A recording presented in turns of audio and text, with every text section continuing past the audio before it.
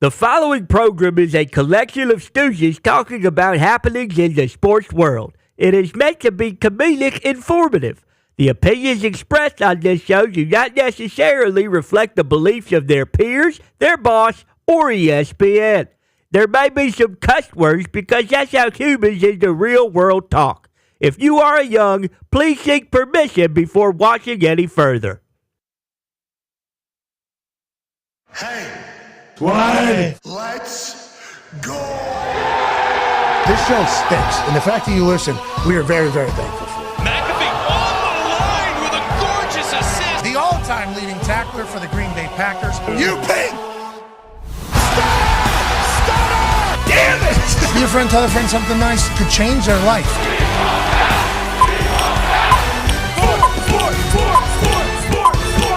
Hello, beautiful people, and welcome to our humble abode, the Thunderdome, on this Aaron Rodgers Wednesday, October 9th, 2024. This program starts now.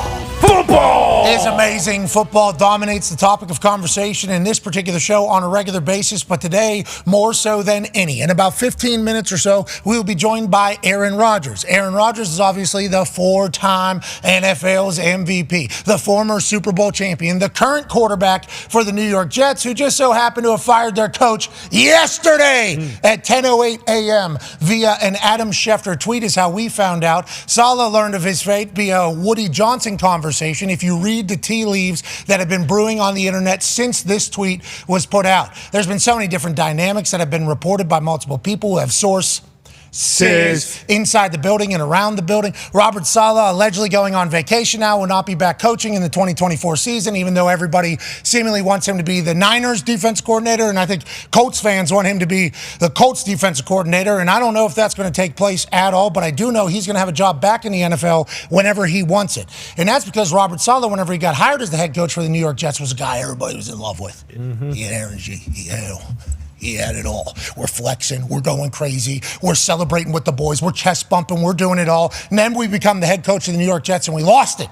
Seemingly lost his happiness, lost his joy. Then he has Aaron Rodgers come over to be his quarterback. It lasts 4 plays, and here they are 5 weeks into the season after losing in London, sitting at 2-3 with a lot of season left, and he gets fired out of nowhere on a Tuesday morning. Since the firing, obviously, there's been a lot of different reports, like allegedly Robert Saleh was going to fire Nathaniel Hackett as the offensive coordinator. And then a lot of people on the internet immediately started saying, well, as soon as Aaron heard about that, he called Woody Johnson and said, Hackett's fired? I don't think so.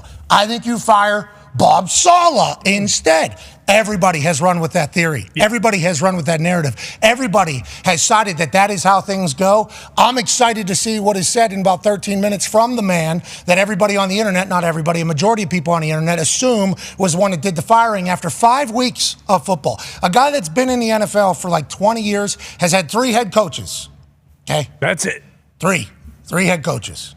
Wow. Didn't know that if you read the internet yesterday. Obviously, this guy's a coach. 3 head coaches.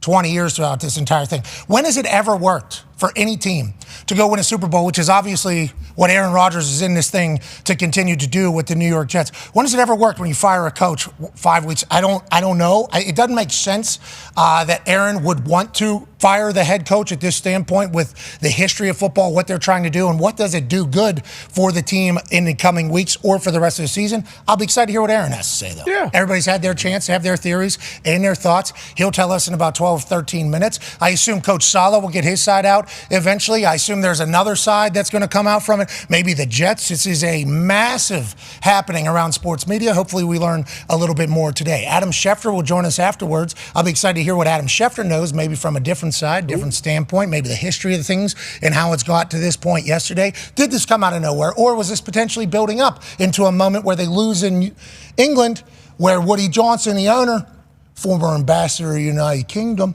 has lads with him over there? Wait till you see my team come over here. Oh, no. We've done business, we've done this, and then they lose. and then he's flying back. Was that the cherry on top? Was there other reasons inside of it? I'm excited to hear what Schefter's opinions on it, and then we'll have J.J. Watt join us. Ooh. And J.J. is going to be an electrified conversation about this and everything else happening around the NFL. Obviously, the NHL dropped puck last night. Huge celebration in Utah to cap off a 3-game launch into a fantastic NHL season. You can already sense the buzz around the NHL is very real. Last night, that was certainly the case. You got baseball happening still. Yeah. The NBA is taking place. Shams Charania makes his debut as the senior NBA insider for ESPN tomorrow on basically every single studio show. It is a wonderful time to be alive. We can't thank you enough for allowing us to do this for a living. That's 9-year NFL vet Darius J. Butler. One half of the Hammer, Dahn. Cowboys, AP Tone is here. Then the Toxic Table is here. Sitting in for Ty Schmidt is 12-year NFL vet Jackie Moon of the Tampa Bay Buccaneers, player coach, Super Bowl champ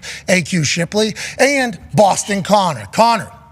Obviously, the AFC East has been dominating the conversation in the news cycle. Oh, yeah. You know, Miami Dolphins, Tua, when he comes back, if he wants to play football, obviously everybody disagrees potentially with what Tua wants to do that has a microphone in front of their face. He should never play football again, but maybe he wants to play football again. True. Oh, we will find out if that's the case. That's a convo.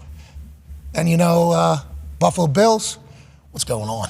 Good Lord. Josh Allen was definitely concussed. No doubt about it. Definitely concussed. He goes back in there. He plays football bad. Are the Buffalo Bills done? They haven't really beat any good teams. Oh, my God. What are the Buffalo Bills? Is that window still open? That's a conversation that's happening. New York Jets, they just fired their head coach. Whoa. Fired their head coach. 5 games. Trying to win a Super Bowl. That's the entire head coach. Gone. See you later. And then in the New England Patriots organization, it is the dawning of a new day. Mm-hmm. Drake May officially named starter. Connor. Hell yeah. Congratulations, pal. I know you're jacked up about it. Yeah, very pumped up. I know Monday I said, look, this season's over, looking forward to the draft, and lo and behold, that was not true. That was an overreaction. We are not looking forward to the draft. The season starts on Sunday against the Texans. This is incredible news.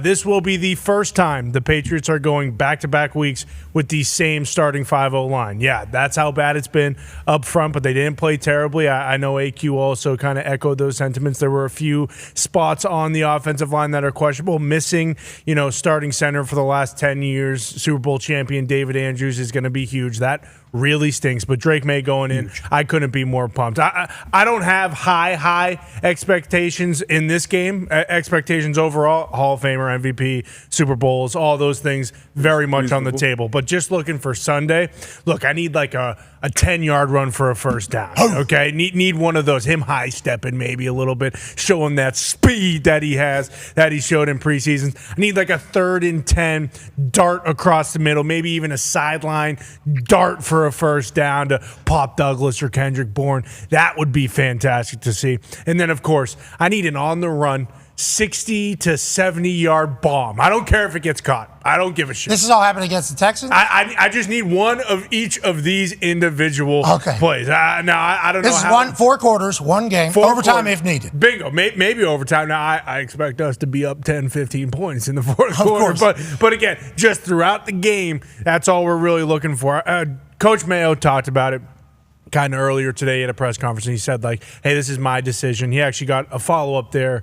Like, you say this is just your decision. Did you talk to any of the offensive coaches? Like, hey, are we sure this guy's good to go? He said he talked to Alex Van Pelt, the offensive coordinator. He actually mentioned how at the end of preseason, when the conversation was so loud, how are you going to wheel out Jacoby Brissett when Drake May clearly won the job here? Anybody watching the games could tell Drake May was better, and he said, like, hey, that progression has continued. Like, he has continued to get better. Someone also asked, did the plan that we've been referencing here with Drake May, did this get expedited? They pushed this up because of the play and because they were 1-4. He said no. So it does seem as though the plan is still on. Everything that they were talking about doing. When we get back-to-back weeks of the same offensive line, bingo, we'll put Drake in. We're going to throw him out there. What if Coach Mayo did say that? I'm not putting him out there until we at least have 2 weeks of continuity. Can we? That's it. That would be an interesting conversation behind the scenes. Now, you're saying the expectation is, or all you want from him is just, we need 5 highlights against this Houston Texans defense. Rookie quarterbacks, seemingly, D-Butt. And we saw this graphic on the internet. It's Might take a little bit.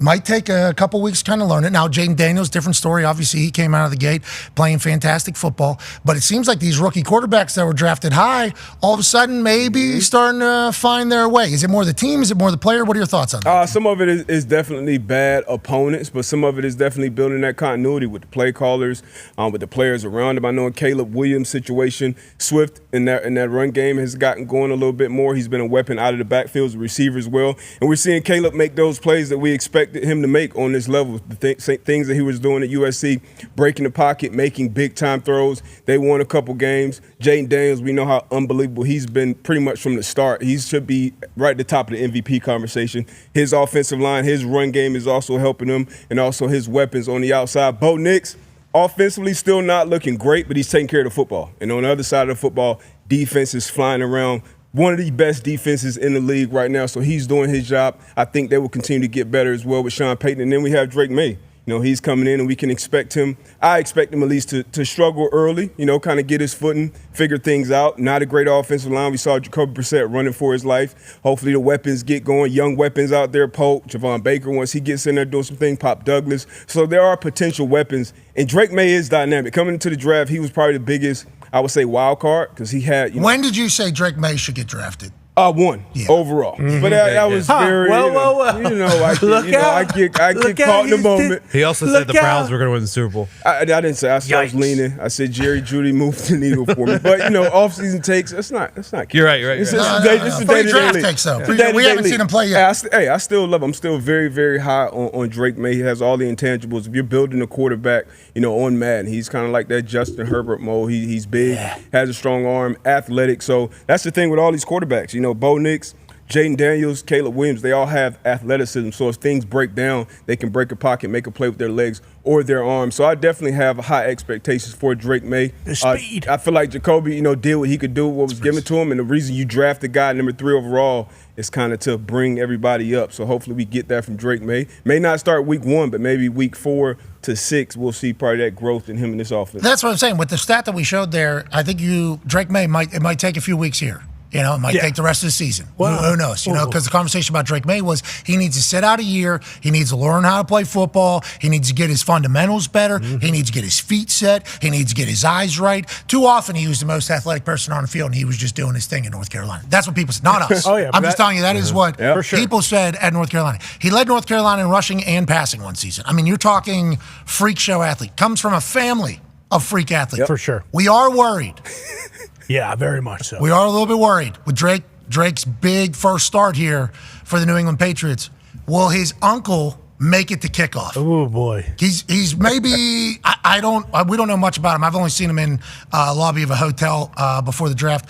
D-Butt saw him on a golf course for an entire day. Guy has a good time. Yeah, he's going to win the tailgate. May family's going to win the tailgate. It's going to come from said uncle. Does he make it to kickoff? And if he does, how pumped is that family for their boy? I mean, that's a tight family. I'm very pumped for all of them, and I'm excited for Patriots fans to have a little bit of hope. Yeah, absolutely. That's what's so exciting now is because, it really was doom and gloom on Monday. Like I was not done with the season, but basically done, and now it's a whole new era beginning on Sunday. Hey, Q, what do you think is the hardest thing for those rookie quarterbacks? Why do you think weeks 1 and 2 they're in a bad spot? Just because of speed, everything? What do you think? No, there's so much more on their plate from protections, from the week, from the process, from the game plan, from everything. And that's why I wish he would have had David Andrews, right? Like David Andrews, their longtime great center, goes out last week. Nick Leverett moves in. Nick's a vet. Nick was down in Tampa Bay my last year playing, so he's been in the league a little bit, got to see Tom Brady a little bit. So now all of that is going to be on him, you would think, right? Like you want to take a little bit off of a rookie quarterback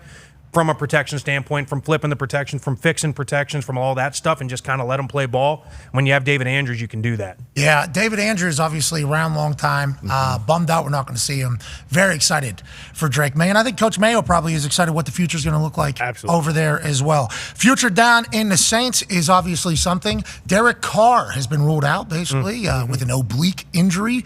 And they're saying Spencer Rattler is probably going to be the starter down there. Spencer Rattler is a guy guy whose college story is infamous, and he became a great leader, I think, down in South Carolina, great player down in South Carolina. He gets an opportunity now with this New Orleans Saints team to do their thing. He wasn't the quarterback that came at the end of the game. No, that was Haener. No, that was Jay Haener. Hey, Haener can spin it now. When I saw Rattler's name on the graphic, I'm like, okay, I like Spencer Rattler. This is his moment. Spencer Rattler has been through a lot of moments. He'll be able to handle this. Excited to see how the rookie does or whatever.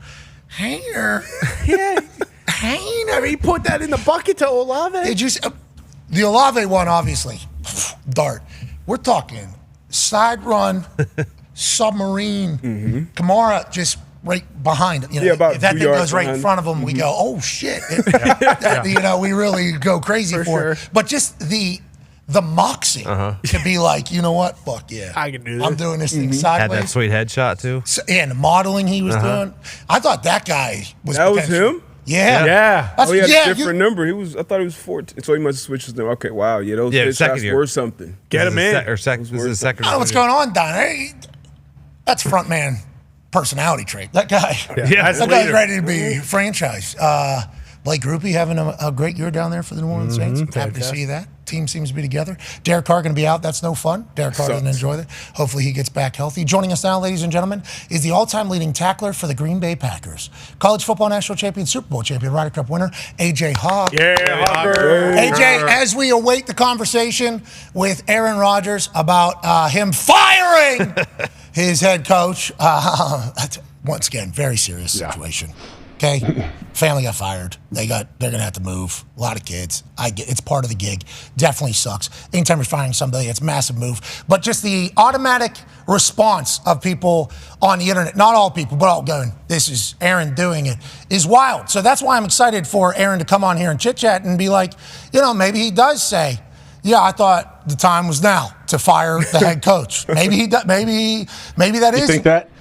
You think that's what he's going to do? You think he's come on here and say, oh, it's about time I walked into Woody's office and said, hey, get this dude out of here? You think that's what's happening? Well, that's what I'm saying. Like, logistically, how's it all go? I believe what Warren Sharp put out there, and Warren Sharp does a lot of football coverage, NFL coverage. A lot of people follow him. He has a massive platform. He does have a book about football. A lot of people think he acts like he created football, but he is a great addition to football. I think personally he puts out a lot of shit. We appreciate him. But he put out a tweet that was basically like, it's evident with what's happening and what we're hearing that Aaron called on the phone to Woody, or red phone or something like that, to Woody Johnson and said, you got to fire this guy because he's going to fire Hackett. It's like, Warren, I know you know a lot about football, but that would be a wild in an NFL building move to and then what's the ripple effects after that? Because Coach Saleh hired all those coaches. Yeah. So, and all those players, that'd be a wild thing to happen in reality, but I guess in movies and in theory on the internet could be a good idea. So that's why I'm so thankful that he's coming on, because that narrative got real loud real quick, AJ. Wow. I mean, I didn't know Warren. I see most all of what Warren puts out. I didn't know was he saying he has sources in that, or is that just kind of his opinion? What he said it's becoming more and more evident with the more information that we're learning that this is what went down. And it's like, that's a pretty big statement just to say that, with how big of his platform is too. We get caught up in that shit. Listen, we say dumb things. We got a big platform, feel terrible about it, would like to get better going forward. With that being said, just assuming and then I don't want to say fanning a flame that is currently happening with a position being like, this is definitely what it's like. Let's not forget, he created the hip drop tackle. He also made the game better, by the way. Yeah. I would like to say I do follow along. Micah Parsons' first game, he said he was going to be terrible because he was lost in the sauce, even though he came up, read the run, flipped his hips. Okay, all right. So Tone is not the biggest fan, but I will say I am. Speaking of being a fan of, I am a fan of people that are great at their profession, because it means that a lot of work has gone into it, a lot of passion, a lot of dedication. And we are so incredibly lucky that once a week for the last 5 seasons, we had a chance to chat with this man. Joining us now, quarterback for the New York Jets, 4-time NFL MVP, Super Bowl champion, Aaron Rodgers. Yeah, Aaron. How are you, man? Good afternoon, boys. I'm very thankful that you wore the wired headphones for this particular conversation, so there's no chance of breaking the Bluetooth connection. I see you wear them into every single stadium that you walk into. You're old school, still are. I appreciate that. You got to protect the brain.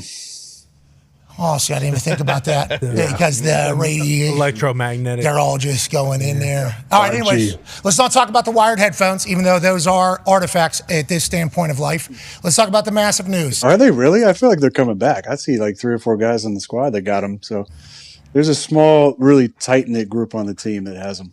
You're an influencer, bro. It seems like smart guy. Yeah, everybody's worried about the brain. It's a good idea. Putting the Guardian cap on, go back to the wired headphones. Let's make sure we're keeping his brain as safe as possible. Okay, here we go. This is a big deal, Aaron. I just kind of laid it all out. The narrative that has been built quickly, and I think this is what happens with your life for everything you do. There's a narrative that is built, and then you either decided for a long time to kill him with indifference and not answer a narrative, or whenever you came on our program and started doing as such and started opening up more to everybody, it was like you started like kind of nipping things in the bud that have been growing for a long time. Right now, the narrative that's growing around you is that you got Coach Saleh fired because you hate Coach Saleh. You didn't give him a hug, okay? You went to Egypt and you hate the guy. Now, I would love to offer you the floor to kind of explain how yesterday went down, your thoughts on it all, and how you think we got to this point that we're at with the New York Jets organization in 2024. Yeah, I mean, yesterday was a day that reminds you of the simple fact that all of us who played know all too well, and that's that it's a tough business. It's a beautiful profession. It's incredible. It's done so much for our lives, but it's also a really tough business. I love Coach Saleh. We have a very solid relationship. We have since, I met him in 2021 and had a nice conversation when they came and visited us for joint practices. He was a big reason why I came to the Jets. I felt like the team, was a solid team. Had a relationship with Coach Hackett, obviously. And I really liked Coach Saleh. Everything that Matt LaFleur said about him, the few interactions I've had, the times that we went against him, I just had a lot of respect for him. And so, it was just a reminder yesterday how tough the business is. I think what people can forget in this is not only is Robert a fantastic human being and a damn good football coach, he's also a family man. He's got 7 kids. He's got an incredible wife. And the business of football can be hard, not just on those of us who are playing and coaching and doing personnel things and ownership, obviously, but it's tough on the families. And I've got to know Robert's family over the last couple of years, and especially one of his kids, Adam. Adam's my little throwing buddy from training camp. Love Adam. He's an incredible, incredible kid. And so I'm thinking there's obviously a lot of emotions, but you think about the family and the kids as much as, the people you love, your own family, who is the coaching staff and the players and what they're all going through. So, anybody who's kind of championing this decision, I would just appeal to the humanity of the situation and remind you there's other people involved. And Adam has to go to school today. Possibly, or this week. And hopefully there's no, kids with poor parents who are making snide side comments to him. It's just a reminder there's a lot of things involved in this. As far as any of the ridiculous allegations out there, I'm not going to spend more than one sentence in response to it, and that is that I resent any of those accusations because they're patently false. And it's interesting the amount of power that people think that I have, which I don't. But I love Robert, and it was, one of those days yesterday. So yesterday, thank you for saying all that. And obviously, they'll take something you said there and chop it up and then say, "Oh yeah, for sure." To kind of thing. That's the world we're in. Journalistic standards. I don't care. Respect. Yesterday, there was a lot of things that came out, little tidbits from insiders. One of them was that, Coach Saleh was blindsided by it and everybody in the building was. Is that an accurate depiction of how it all went down? Because then there was a report that you talked to the owner on Monday, you see. So you talked to the owner on Monday, then, firing happens on Tuesday, and everybody, that's why they started linking those things. How many of the reports have you heard about And yesterday was everybody in the building blindsided by this decision. Week 5, firing a head coach is a wild decision. I think everybody, but does everybody feel that way in the building? Yeah, I did talk to Woody. Woody called me on Monday night. We had a short conversation. I appreciated the call. It was a genuine call, and he just asked me how I was doing. Obviously I got rolled up on in the game, and my ankle got pretty banged up. So he just called and was asking how I was doing. And, we talked about the game and how disappointed I was in my performance and that I'm going to play better and we're going to get this thing turned around. And then we hung up. To that point, Woody has no obligation to let me know of what his plans are. Whether or not he knew what he was doing in that moment is inconsequential. I just appreciate the call that he was checking on me. It was just like a friend call, like you would do. Hey, man, I saw that hit in the game. You doing okay? And we had a nice, short 5-minute conversation, and then that was that. Okay, so everybody blindsided Tuesday by this decision, seemingly then.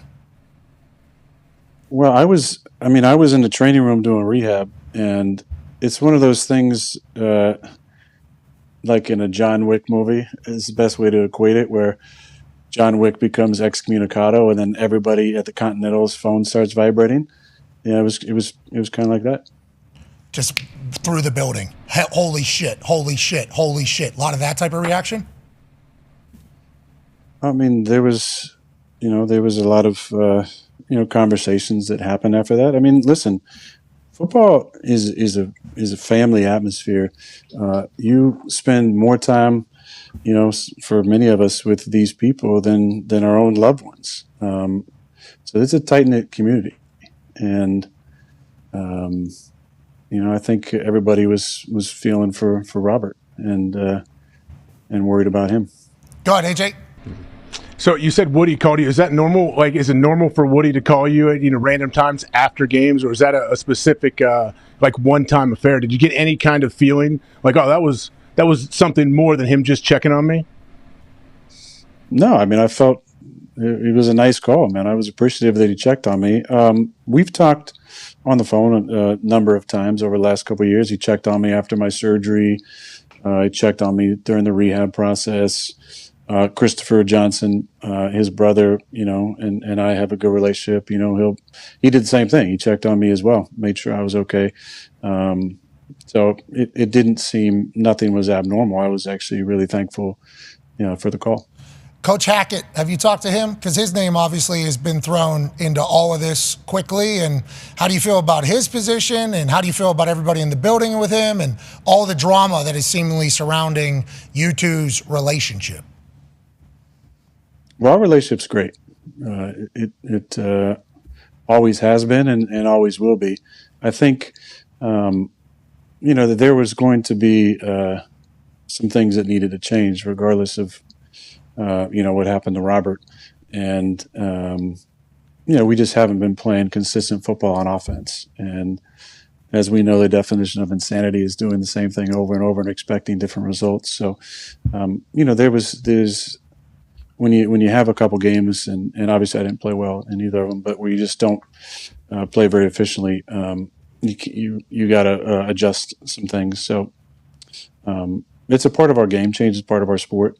And, I know there's a lot of things that were swirling out there, but at this point, Brick and I have talked a couple times, and I'm on board with whatever he decides as far as the offense goes. And I want to do what's best for the team, and we're throwing our support behind Coach Ulbrich and whatever he believes is best for the team is what we're going to go with. You just called him Brick. That's a sweet nickname. So let's talk about Coach Brick real quick. What changes? Yeah, I mean, I want to be respectful. It's Brick, I guess, when he's DC, and maybe it's Coach Ulbrich. Oh, full name. Okay. To start here. Yeah, maybe just Coach Jeffy. Yeah, Big Jeff. Yeah, Big Jeff. Maybe that'll be the thing. And obviously, Saleh hired him. So, like that, their relationship, I couldn't even fathom how close they are. That is the football business. That is how coaching trees happen because of how close people are and staying in touch and everything like that. Firing a coach after week 5, you love the game of football more than anybody I've talked to. The history of it, the story, like the tradition of it. You're still wearing that stupid. You need to wear a different chin strap. All that stuff. You need to evolve a little bit. But I respect it because your old schoolness has you break an ankle and then not even miss a play and come back out. All of that thing. But firing a coach after week 5 normally doesn't end up great long term. What do you think Coach Brick is going to do with the opportunity here, and what do you think changes kind of going forward? Yeah, that's a good question. I'm not sure. I mean, I think out of deference and respect to Robert, it's not going to be wholesale changes, I don't think. But Brick's going to add his own style to it. He does a great job with the defense. I've gone against him over the years in different coaching capacities. Believe that we were both playing at the same time too. So we have a lot of stories that overlap, and I really enjoyed getting to know him last year, especially in the off season, spending time with him, and he's got an incredible family as well.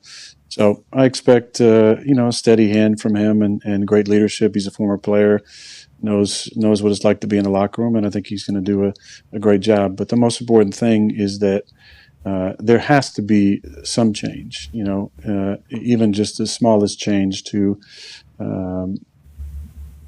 we need as players to take accountability for what's happened. I think that's the thing that hits you too in the moment is if I'd played better on Sunday, this doesn't happen. And as somebody who takes a lot of pride in their performance, that was the main sentiment for me yesterday. Obviously, heart going out to Robert because how much I respect him and care about him. And then the just disappointment of poor play that could have avoided a situation like we had. So I think it's a good perspective moment for all of us to reset mentally. A lot of stuff is right in front of us. Starting with this week, a division opponent, a chance to get to 3-3 and be tied for the division lead. We have 12 games left. It's a long season. There's been years where we started slowly and finished really strong. 2016, we were 4-6 and won our last 8 to get into the NFC Championship. 2012, we were 1-2 and went on a big run.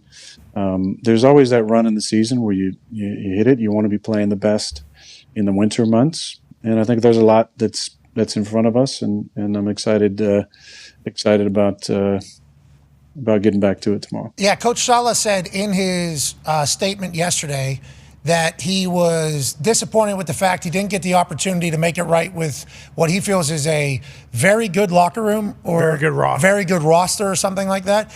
You still feel that way, and Jets fans should still feel that way with everything that's happening? Like everything that you guys dreamed of whenever this Jets Aaron Rodgers thing came together last season and then going into this season, still very much reality for these Jets fans when you look around in there? Well, you know how the league goes. Narratives can change very quickly in a matter of a few days or a week. Things can get flipped upside down. So, it's just on us right now, I think, as players to really take accountability. Player cuts are less more dramatized than firing of a coach. I would say that's probably a true statement for the most part. Obviously, there's been a few over the years that get national headlines, but the players are the ones out there playing.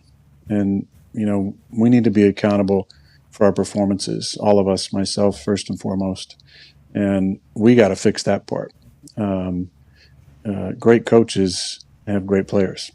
That's part of it. Obviously, they add their own personality to it. They add their own flair and style and leadership qualities and vision for the team and saying the right thing at the right moment and creating a player-led team that has the freedom to hold people accountable, but the restrictions and boundaries to keep some of the stragglers in line. That's an important part of it. But first and foremost, at the core of every great team is accountability. So we got to be accountable to each other about our performances and be better. Let's talk about that. Let's talk about that a little bit more. D-Bud has a question for you. Yeah, as a quarterback, you're always under the microscope. So how do you, I guess, what helped you or who helped you? What process? Was it a person that helped you kind of block out those narratives? And now you're an older quarterback, older veteran quarterback, but there's young quarterbacks dealing with it as well, and it's much harder for them, I feel like, to block out those narratives. So who or what process helped you to kind of block those things out and just lock in on play?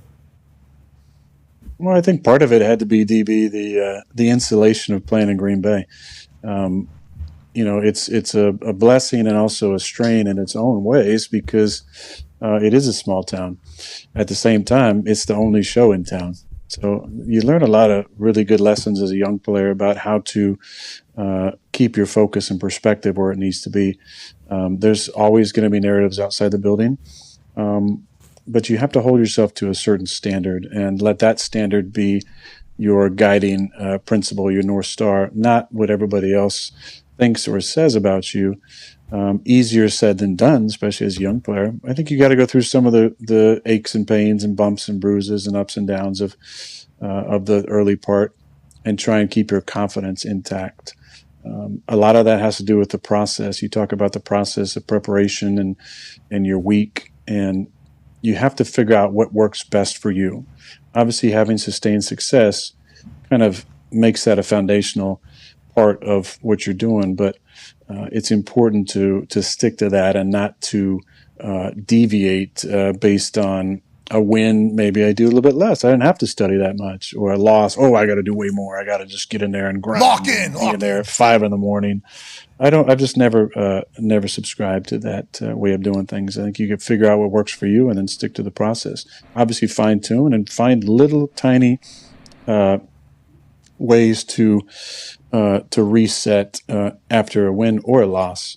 But it starts with being self-critical and being accountable to yourself and your teammates. After a win or loss, just go ahead and slam some ayahuasca and then just move to the next day. Keep moving. All right, T-Butt. Okay, that's just what. It's funny. I used to talk a lot about drinking scotch. I'd always say, it's a tough game. What are you going to do tonight? Probably have 3 or 4 fingers, it's scotch. now it's 3 or 4 fingers of scotch. Yeah, Scotch. 3 fingers head out of the from Win or lose, Come you on, booze. D-Bud. That's what I said. I don't know what y'all talking about. Oh, you're Johnny talking about Manziel. the fingers in the scotch. Come on. Unbelievable, this guy. Never ends. Mine's in the gutter. Anyways, now you just do ayahuasca. We get it. It's just kind of laying around. Hit the pen. Life changes. I mean, can I just set that narrative straight as well? I'm not a recreational ayahuasca user. Okay. What? All right. Put it on the ticker. Put it on the A ticker. shaman has to be present. Put it on the ticker. Okay, we got it. Okay, that is a narrative. Set it straight. Enthusiast, yeah, okay, that's fine, but not a recreational user, please. Okay. I want that out there. Is anybody on Earth, you know the world better than me, is anybody just a recreational ayahuasca? You know what? Yeah, I want to go to the 10th dimension today. And then the next day, and then the next day. What? And then the next day. Is anybody doing that? It's possible. I would say you might need to do some field research and go to Burning Man next year to kind of test that theory. Okay. I don't think so. Yep. I don't know. I'm 37. Where's that? That sounds fun. It's in the desert. It's in the Amazon jungle. No, it's not. It's in No, America. it's not. That's where Burning Man is. No, it's over there. I think it's left in the desert. Nevada, right? Yeah, I think it's in Nevada. Anyways, AJ has a question for you, Aaron. Aaron, you mentioned obviously being insulated in Green Bay. What's that New York media market like? Is it what you thought coming in? And what kind of challenges do head coaches have coaching there? I feel like it's obviously magnified compared to maybe other franchises. Yes, it should be. It should be. It's New York. It's one of the biggest cities in the world. It has iconic sports franchises that play, iconic players who played for those franchises. So it's part of it. It's what you sign up for. I think it's it can be a big positive. It's a great learning experience for all of our players, young and old. We have a lot of coverage on our team, a lot of sources. Source. And I think it's important that we, try and tune out some of the outside narratives as much as possible. That's how we're going to give ourselves a chance to turn this thing around and make a run. I hope you guys are able to do that. Would be a wild story. And I hope if you guys go and win the Super Bowl, they give Saleh a Super Bowl. Yeah. For the entirety of it all. Let's talk about the game that happened in England. Shout out to England, by the way. Love when those games happen. One's happening this weekend, I believe, 9:30 yet again in England. And if you get NFL Plus, you can stream NFL Network on NFL Plus. So it's like, boom, you got it on there. They got it all. Did you enjoy? Obviously you didn't. AQ has a question for you. That's on me. That's 100% on me. Did nothing good happen over that? Asshole, that is on me. AQ has a question, though, about, your trip over there. Yeah, Aaron, you saw Brian Flores, and he's getting a lot of hype and what he's been able to do this year. Question is, what was he doing on third down that was actually, what is he doing, period, that is really good? And second, his third down package with the 7-up, I mean, dropping guys out and bringing 4 to a side, whatever. You see it on tape, and it just seemed like they'd bring something different every time. What did you see that he does differently? Well, they definitely had a couple of wrinkles on third down. For the most part, they were dropping interior guys coming in the plan. And they dropped Van Ginkel right into the throwing lane, and he had a pick 6 on me, which was a great play by him and a disappointing play, obviously, giving them 7 there because our defense played so well. But I think it's more than just the 7-up stuff. Obviously, that's going to get the attention. It's how you get to the 7-up stuff, and that's winning on first and second down. Because a lot of that shows up in the third and I would say 5, 6 plus, which – 3rd and 4 to 6, those are manageable third downs. 3rd and 7 extended are a little more difficult, but it always comes down, as you know, AQ, to protection on those downs. And if you're bringing an extra guy than we can block based on the pre-snap look, it forces you sometimes to make some adjustments, whether in protection or routes, to get the ball out.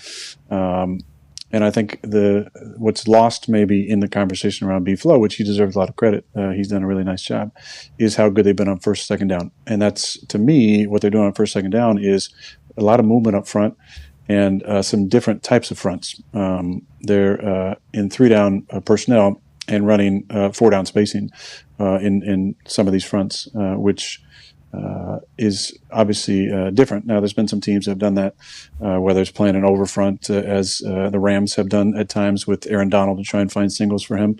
They were in more of a what I call a G front, and even G front, where there's a 3-tech backside and a 2-eye front side. And out of that, what they can do, because most teams will, if it's a pass play, we'll put, as you know, AQ, we'll put 5-on-5 in that situation. Now, I've created different types of leverage points. Now you have a center slide into a 2-eye. You have a guard slide into a 5 and a tackle slide into a 9. Backside, you have a 3 and a whatever you want to call the open end. But what they do out of that is they'll fire the will at times. So they're taking the back out of the route concept. And so you're eliminating checkdowns and doing what I like to call replacement fire zones, where they're still in bringing 4 or 5 guys, 5 in this case in base. So they have athletic guys on the edge, like Van Ginkel, who can drop into coverage. And so you've eaten up the back based on being a 345 G front or even a 325 front.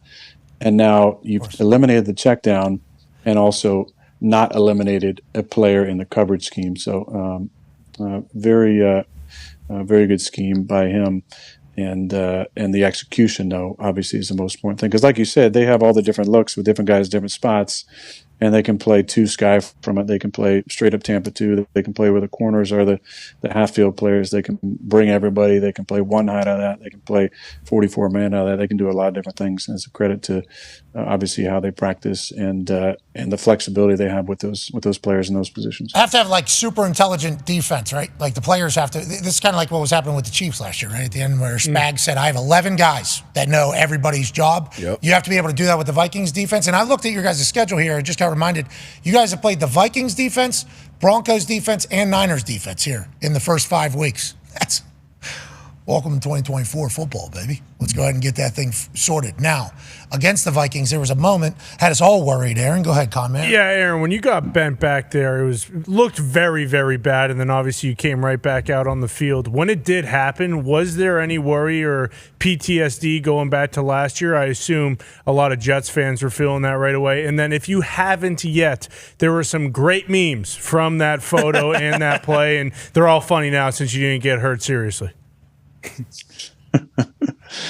Back to the meme, so I'm just a walker. Hey, you're a meme machine, they're good, brother. They're good memes. There's a bunch coming out today, machine. too. Yeah, you're a meme machine. There's already, I don't know if it's great. Yeah, it was very, very painful as I was going down. My foot was caught. I've been rolled up on before, but maybe not with my foot being caught in this way. Usually it's, maybe ankle is caught or your knee is going, but a lot of times you can kind of like wiggle out of that, or something happens where the pressure gets alleviated, but that didn't happen. So, for me, it's interesting, really good question by UBC, because there was a split second where I remembered what happened last year when I got up, because every player's worst fear, I think, is being carted off the field. And for me, having been hurt, a handful of times, I always want to just get off the field. Let me get off the field. If I got to take a cart, I just don't want to take it from the field. Just give me off the field. And when I stood up last year and my heel hit the ground, the dread that filled my mind was, damn, that's bad, And so as bad as I was feeling in that moment, I just wanted to stand up. And in that moment, there was the memory of that feeling. And when my foot hit the ground, there was a total relief that came over me as I realized, okay, I don't think anything's broken. Let me just walk off here. And then I was just teasing one of our equipment guys, Jim. There was an interesting moment where I'm walking around the back of the bench to go to the blue tent, and I hear the crowd do something. So I'm like, oh, is that like a partial block punt, bad punt, good punt, whatever? And I realized that Timo just got roughed. But a lot of times, as you know, Pat, there's not a lot of protection for the punters, and it's very rare actually you get the 15-yarder. Most of the time, it's just a 5. Yep. And so I kind of waited, and when I saw him do the personal foul signal, then I was thinking, to my right is the blue tent. To my left is Jimmy from the equipment staff holding my helmet. He doesn't quite realize what's going on. And I looked over at him. I actually told him this just a little bit ago, and I saw him. I said, I want to thank you because you gave me that 1% extra that took it over the 50-50 mark where I was thinking, maybe I should probably get this taped up right now and just like checked real quick. But when I saw Jimmy hold my helmet, I was like, nah, I'm going to go back out there. Atta baby, Jimmy! Now, if something terrible happens in the next play, Jimmy, Jimmy, kind of on you. Why'd you let that guy have it? That's on me. They did it on Jim. They did it on Jim. Okay, respect. Yeah, that's on me. You jogging back out there, though, I think a lot of people are like, this dude's a madman. Because remember, you're supposed to be a prima donna, California hippie, this whole thing, yada, yada, yada. I am some of those things for sure. We should clarify which ones you agree you are because, once again, meme machine. Yeah. There will be there will be responses from other people. But you are a hippie from California. Berkeley was awesome, by the way. Hey, shout out Berkeley, man. Shout out Coach Wilcox. Shout out the man, the myth, the legend, Marshawn Lynch. Yeah. Oh. Yeah. He's the best, dude. He's the best. You have no idea how much of the best he is. Actually, I think I told you how much of the best he is, what he showed up with, how he showed up, the whole thing. It was just, and everybody's like, yeah, absolutely, it's Marshawn Lynch. I think the entire world is just like, yeah, Marshawn can do whatever the hell he wants. Amen. That's what Marshawn Lynch is. He's awesome. Say whatever he wants, do whatever he wants. Be loved. And that talk about power, that's power. Yeah, Marshawn. Mm-hmm. Marshawn could have done whatever he wanted. Mm-hmm. Choked per Herb Street. Boom. Could have put him to sleep. Who's going to do what about it? I guess I would be the one that would have to because I'm right next to him. But then also, Sean, pretty good TV. I guess you just choked out Kirk Herbstreit right there because he disagreed with a Virginia Tech Stanford pick. I mean, that is certainly something that could happen. But nonetheless, Berkeley was awesome. You're a California hippie. So whenever those types of plays happen, I think, we all get reminded quickly, like, this is a guy who's in. What year is this for you? 20. 3 head coaches. You're a coach killer. You heard that? I have not heard that. Yeah, there was a couple. I'm telling you. I wouldn't worry about it, Aaron. He's just flapping his gums. Well, I mean, I don't know who said it exactly. It started. I do. I'm done with it. Okay, all right. Gumpy, not the biggest fan of whoever started that entire thing, but 3 coaches, 20 years. Is this the first time this type of situation happened here, week 5 for you? Week 5, yeah. I mean, Mike was let go in 2018. And I mean, just like this one, I, had no foreknowledge of any of it. That was, after a real bad loss to Arizona. And we honestly weren't that good in 2018. I think we were 4-6-1 at the time. If Ty was here, you could probably fact check me. But congrats, Ty. Yeah, congrats, Ty. But that was hard in its own way because Mike and I had been together for 13 years. And, he had believed in me and stood by me in 2008. And that was a very strange time for sure. And every situation is different. Like I said, I came to New York. Part of the reason was because how much I believe in Robert Saleh. So every situation is different. But again, like I said before, it's a reminder we're so fortunate to play this game, and it's a beautiful, incredible profession that has given all of us, all of you guys as well, everybody in the back, such an incredible opportunity and life to live. You know, I think about the late great Bill Walton, and every time I saw Bill, whether to me or someone else, and I never understood why he's saying it to me, but he would say one of his favorite sayings was "Thank you for my life," and I always thought that was so cool. Like he lived his life with a gratitude for all the amazing things that happened. And talk about a guy with stories, everything from playing for Jack Ramsey and playing for the Celtics to winning championships, UCLA and John Wooden, being a Grateful Dead, super fan, best friends with all those guys. And he lived his life with such gratitude. And I think that's the other reminder is just gratitude for the time to be in the league, gratitude for my time with Robert, for the conversations, for the lessons, for the golf, for the fun times, for the jokes, for the hugs, which there were quite a few. No. Not quite a few. There was a few. There could have been one more for sure. Could have been one more for sure. Could have been the one. Right on the sideline. Could have been one more. After a cool play. Yeah. But this game has given all of us a lot. But it's also a tough business. AJ, what do you got, bub? You mentioned, Aaron, that you were in the training room when you found out, like whatever time it was in the morning. How long do you stay at the facility? Like, there's no protocol on how you handle something like that. What do you do, especially as a guy in your situation? Like, do you feel like, hey, I got to walk around and rally the troops? Like, what happened? Well, my first priority starting the day was rehab. I'm trying to get my leg to feel a little bit better. So I was in there early doing rehab, and then that obviously, changed the direction of the day for all of us. I knew that the schedule was going to change, and that something, there was going to be, there wasn't going to be a 12:50 special teams meeting and quarterbacks at the same time. So I think my message was just get to the facility and be ready for, a different type of day.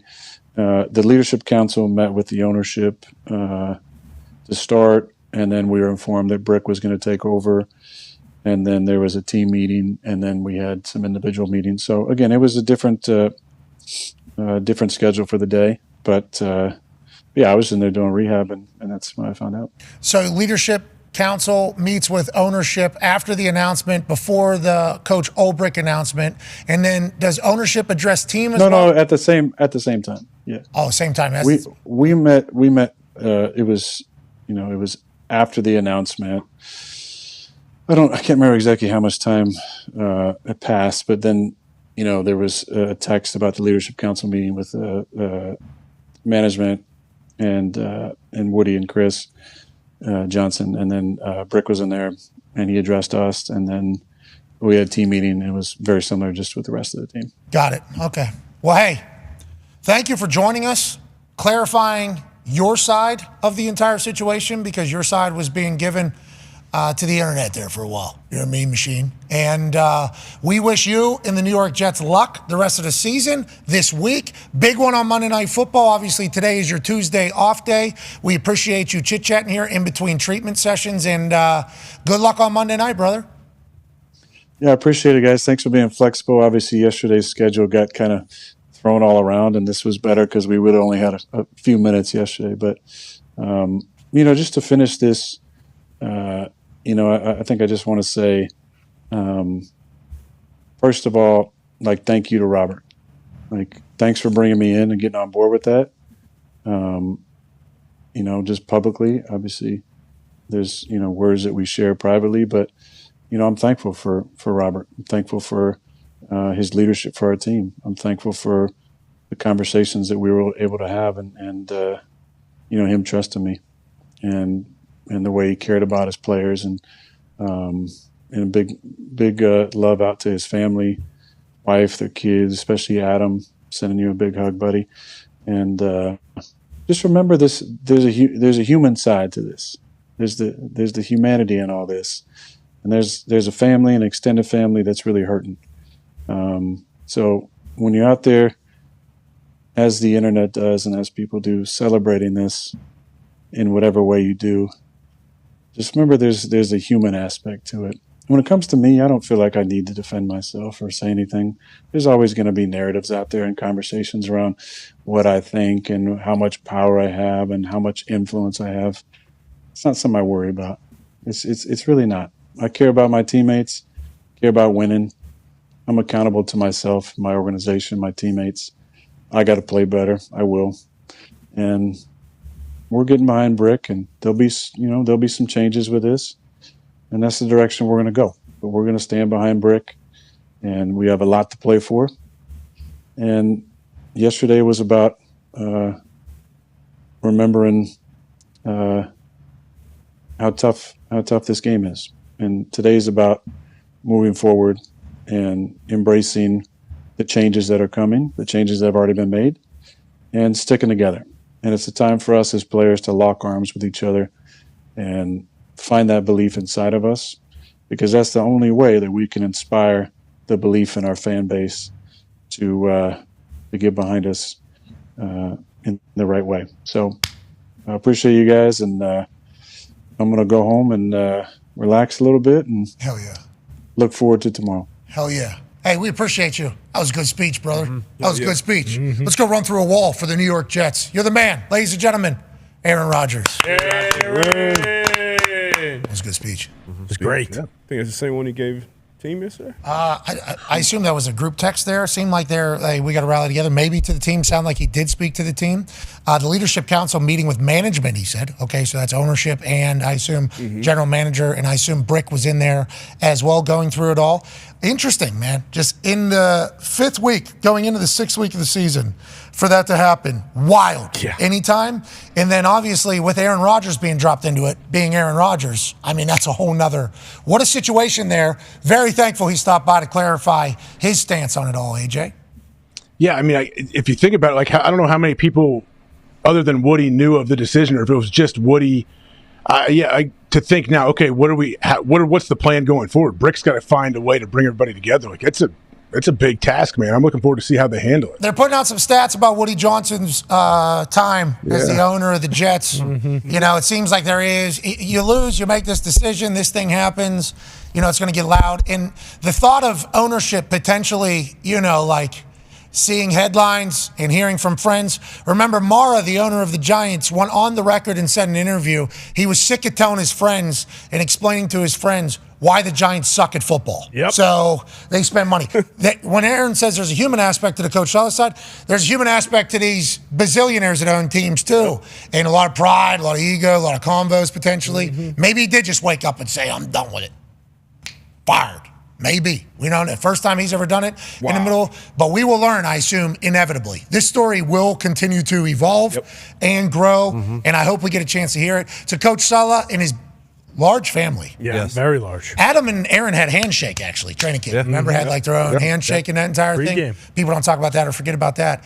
It's like, I think you all are going to have a much happier life wherever you go to next, and he's D coordinator. For sure. That's right. I think. Some places he can end up. But in that Jets building, it is still a very long season left. They don't have the toughest schedule, still have a very talented roster. So the first message is, hey, everything we want is still out there. You know, it's not like the league, the season has slipped away, or we got this rookie quarterback we're trying to develop. Like, you still have the pieces. You're still in the division. You can win.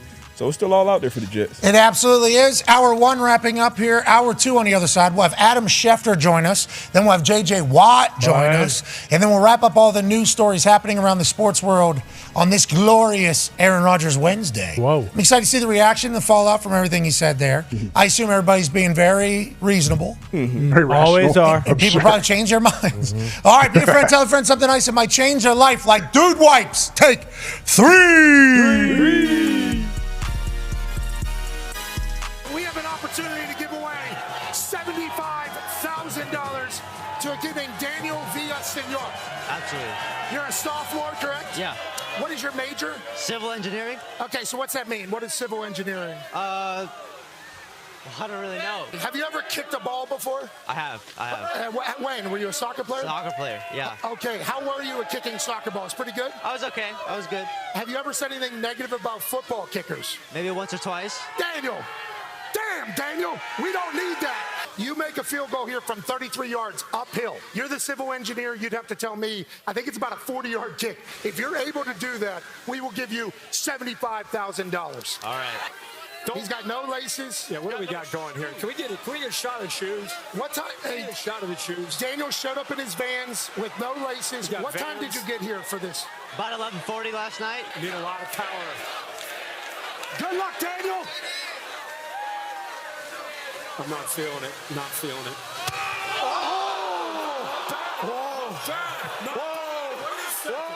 Wait a second.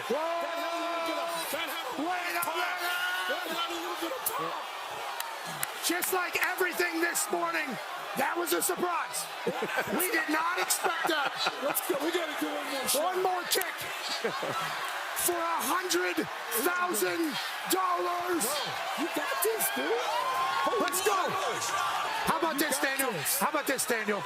Not only is this one for $100,000, if you make it, we'll add another $100,000 to the $500,000 donation we're about to make from College Game Day to the hurricane relief. It could be $600,000 if you make this, with $100,000 going into your pocket. Daniel, this is bigger than you. Let's make a kick, bro. Way to overcome the shoes here. That was a heck of an effort.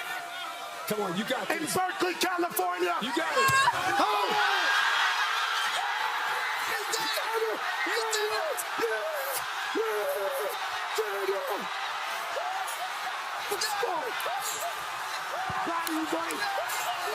Hell yeah!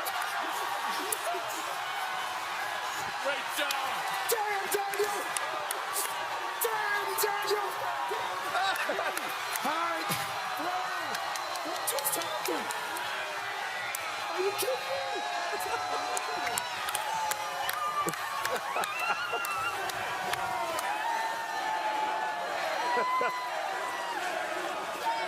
It's fun, man. 11:40 he was there. I know. $600,000 to hurricane relief. $100,000 to Daniel. What a morning in Berkeley. Way to go, Daniel. The following program is a collection of stooges talking about happenings in the sports world. It is meant to be comedic informative. The opinions expressed on this show do not necessarily reflect the beliefs of their peers, their boss, or ESPN. There may be some cuss words because that's how humans in the real world talk. If you are young, please seek permission before watching any further. Hey, Why? let's go. This show stinks, and the fact that you listen, we are very, very thankful for. McAfee on the line with a gorgeous assist. The all-time leading tackler for the Green Bay Packers. You pink. Damn it! Be a friend, tell a friend something nice could change their life.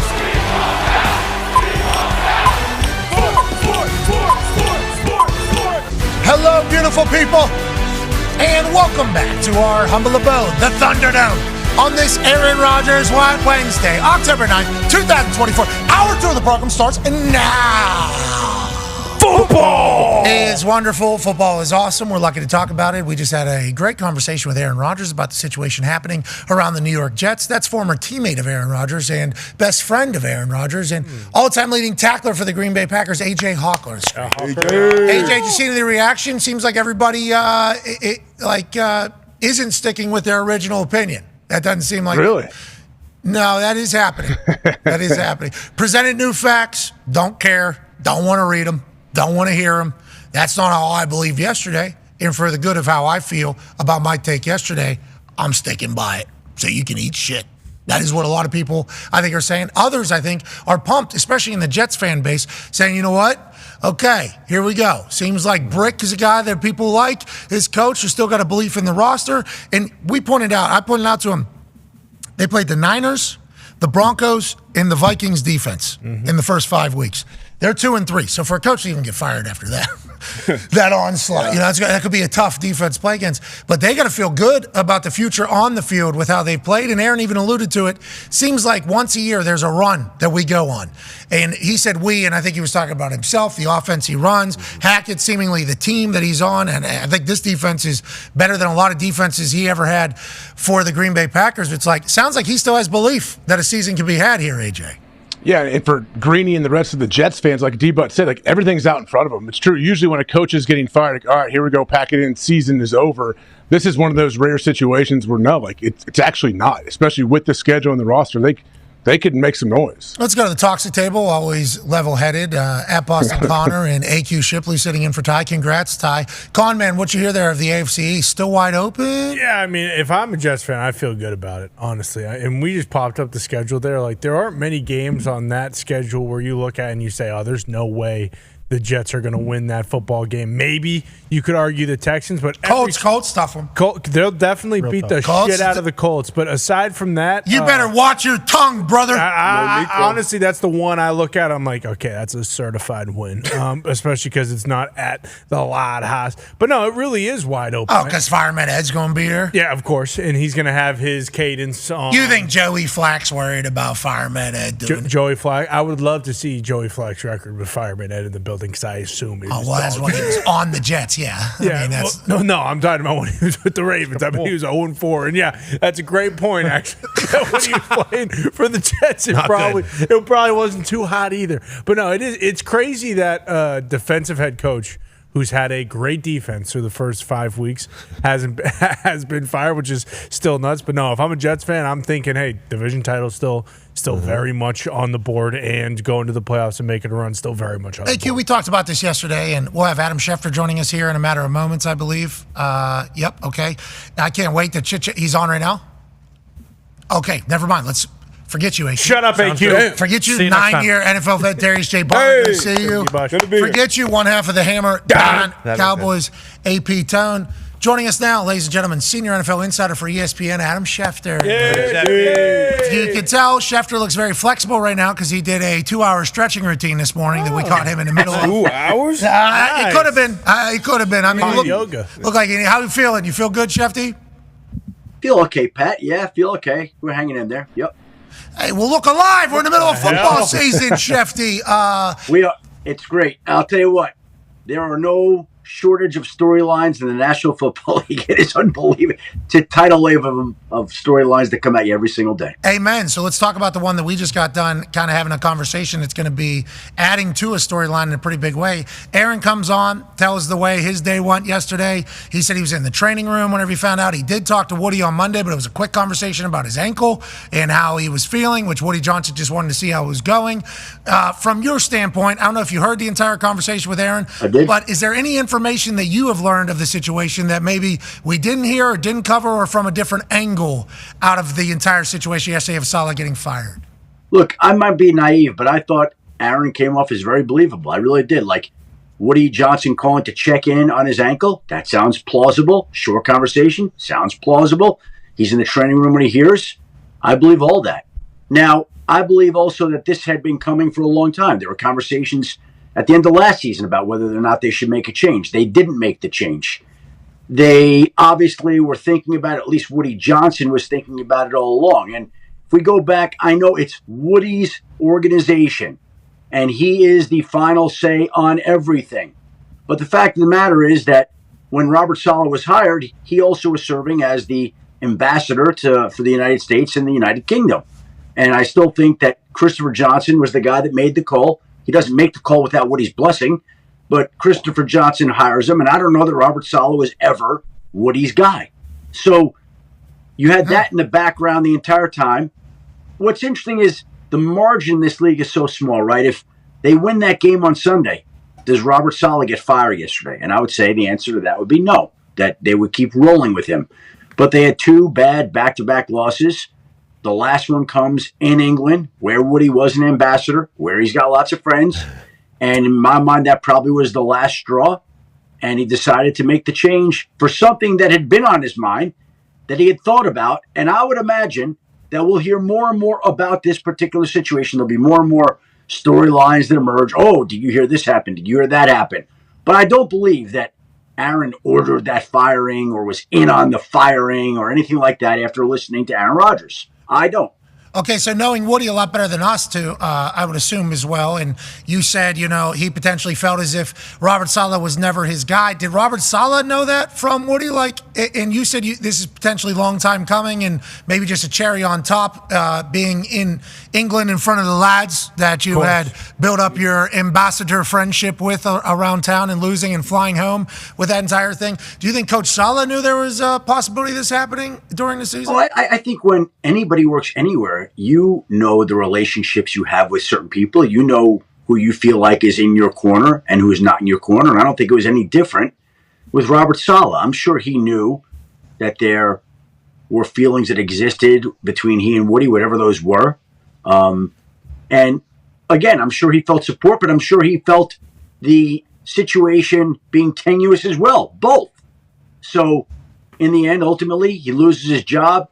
He has a year left in his contract after the season. And the one thing I could say is, even yesterday, I heard from a number of coaches across the league. They're like, Robert Saleh, great coach. He's going to have zero problem getting another head coaching or defensive coordinator job. Like all his friends would be interested, I think, in bringing him back to their staffs. San Francisco, Matt LaFleur is his good friend. Adam Peters in Washington is his good friend. He's got so many good friends across the league, and he's so respected.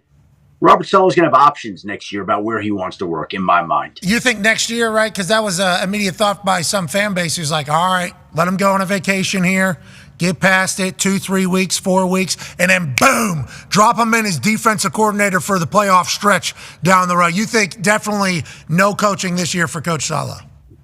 That's a hard question to answer because I think Robert has to take some time. I will say this. I do think that working in this market affected him. I think he got a little bit beat up mentally.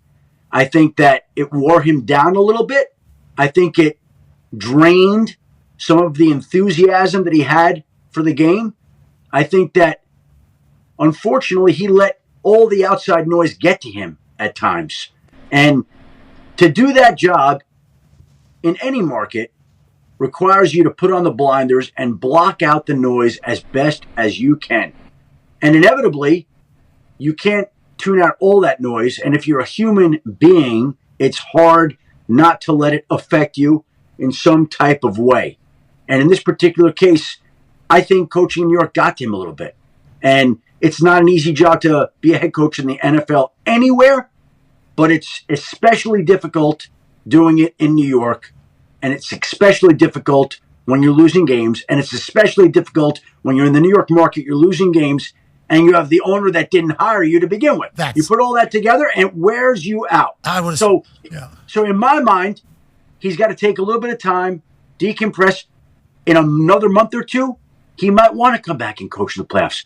In all probability, there's no rush to get back into anything. It's more important for him to be with his family and his children, and there'll be a job waiting for him after the season, a job of his choosing, waiting somewhere, and he can go do that at that point in time. There's no need to rush back in to go do something right now when you've been through the mental ordeal that you've been through the last 4 or so years. So my guess would be that he's going to be sidelined for the remainder of the season. He'll be back next season, but let's see how he feels in another month or two. I'm just learning of the aspect and the thought of him knowing that the owner doesn't think he's his guy either. And then every time the media says anything, he's like, that might be the owner, literally. Yeah. That might be the owner feeding. Wow. Like the mental games that could play.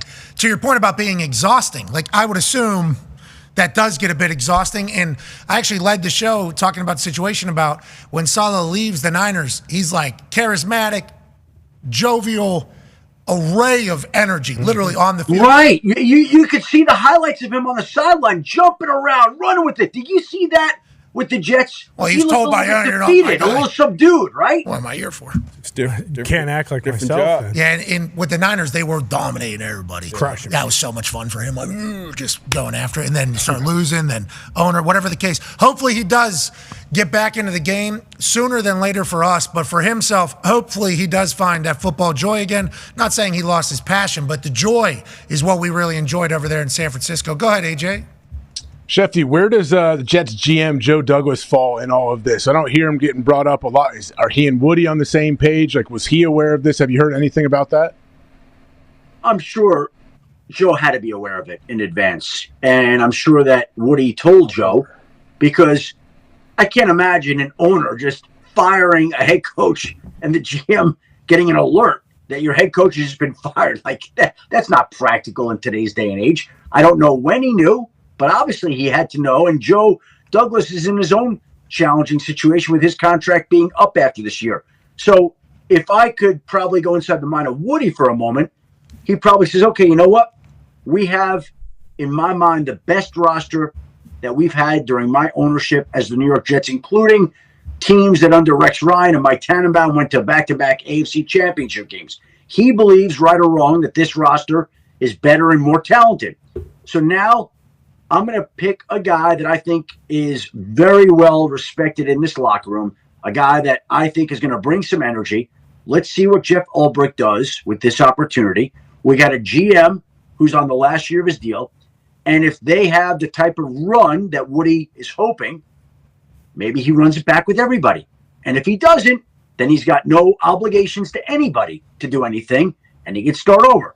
So literally he's got all the options out in front of him, and it'll be up to this team to determine how he handles the organization going forward. The interim coaching success rate, not great if you go through the history and then getting the job back and having success in the future and everything. They're bringing that up with the Raiders right now with Antonio Pierce. Not that it's fair. I'm just saying that is what brings up these stats. The Jets are going to be added to that. From what you're saying, though, it sounds like Woody Johnson, obviously, let's try to go on a run. I like the talented talent of the roster. I asked you on Monday after that Jets game where Garrett Wilson was targeted like 23 times or 22 times, and Alan Lazar got the ball a little bit, but nobody else really. Did this expedite the Davante Adams trade talk to the Jets because they need another weapon, maybe? Because if they score a touchdown there, they just beat the undefeated Vikings. Maybe Davante opens that up for them to do that. You said you didn't think that expedited it. Now, fire coach, head coach. Are Jets off the table for Davante Adams in trade talks, or are they going all in here for this? How do you think they view the situation for Davante? Well, here's where it stands in my mind. We are now at Wednesday afternoon, 1:15 Eastern. And the fact that there has been no Davante Adams trade this week would tell you that any Davante Adams trade is going to wait another week now. Because in the NFL, most every big move transactionally, if it's a trade, is going to occur Monday and Tuesday while teams are coming up with their game plans, getting ready to be on the practice field Wednesday. I think if we went back and looked at all the big trades that were made in season, very few of them are made once you get past Tuesday in season. So we are at a spot now where it looks like the Raiders are going to be paying Davante Adams another $970,000 this week not to play another game. Got Hampshire. And another situation where last week we thought the Jets and the Saints were the most logical landing spots. Well, the Jets lost another game. Owner's not happy. Owner fires head coach. I don't know if they're thinking about trading for a wide receiver, certainly not with what the Raiders are asking for, which is a second-round draft pick. The Saints lose their quarterback to an oblique injury. He's going to miss, it sounds like, multiple games right now. We'll see when Derek Carr can make it back. So by the time he gets back, are they still in the thick of the playoff race? Can their new quarterback, whoever it is, keep them afloat until they want to get back there? Is Davante as enthused about being traded to New Orleans today? Boy. So the Jets and the Saints both have taken some hits in the last week here that you wouldn't have imagined. And I do think that that's opened the window for some other teams to just kind of sniff around and see what it might be and just kind of lurk on the outside in the event that things fall through with the two teams that Davante initially wanted to play for, which were the Jets and the Saints. All right, well, he's probably coming to the Colts, which is good news for us. Alec Pierce, Josh Downs, Michael Pittman, and Davante Adams with Joey Flack. Nice. Okay. Anthony Richardson. Yeah, and Joey Flack, Anthony Richardson. Jonathan Taylor's going to get healthy. He's going to be back there. Sermon. I mean, Colts are in it. Don't you worry about it. I don't know that for sure, but in my mind, we're definitely in there. Let's go back to the Jets here. Tone has a question for you, Shefty. Yeah, Shefty. Aaron talked about how the offense hasn't been great, and there was the rumors about Hackett and what he was going to be as a play caller or not. He's going to respect whatever Coach Ulbrich decides to do on the offensive side of the ball. I saw the report that potentially Todd Downing, who used to be the Titans OC, could take over play calling there. Have you heard anything situationally about the OC situation in New York? Good question, Tone. And I would say this, that Aaron and his answer there to me were quite revealing. That was very interesting because that certainly sounded like somebody who had an idea that Todd Downing might be the play caller. And obviously that had been an issue that had come up this past week. And the fact that he said that leads me to believe Did you just broke news through Aaron's mouth? You knew that was is that what just happened there?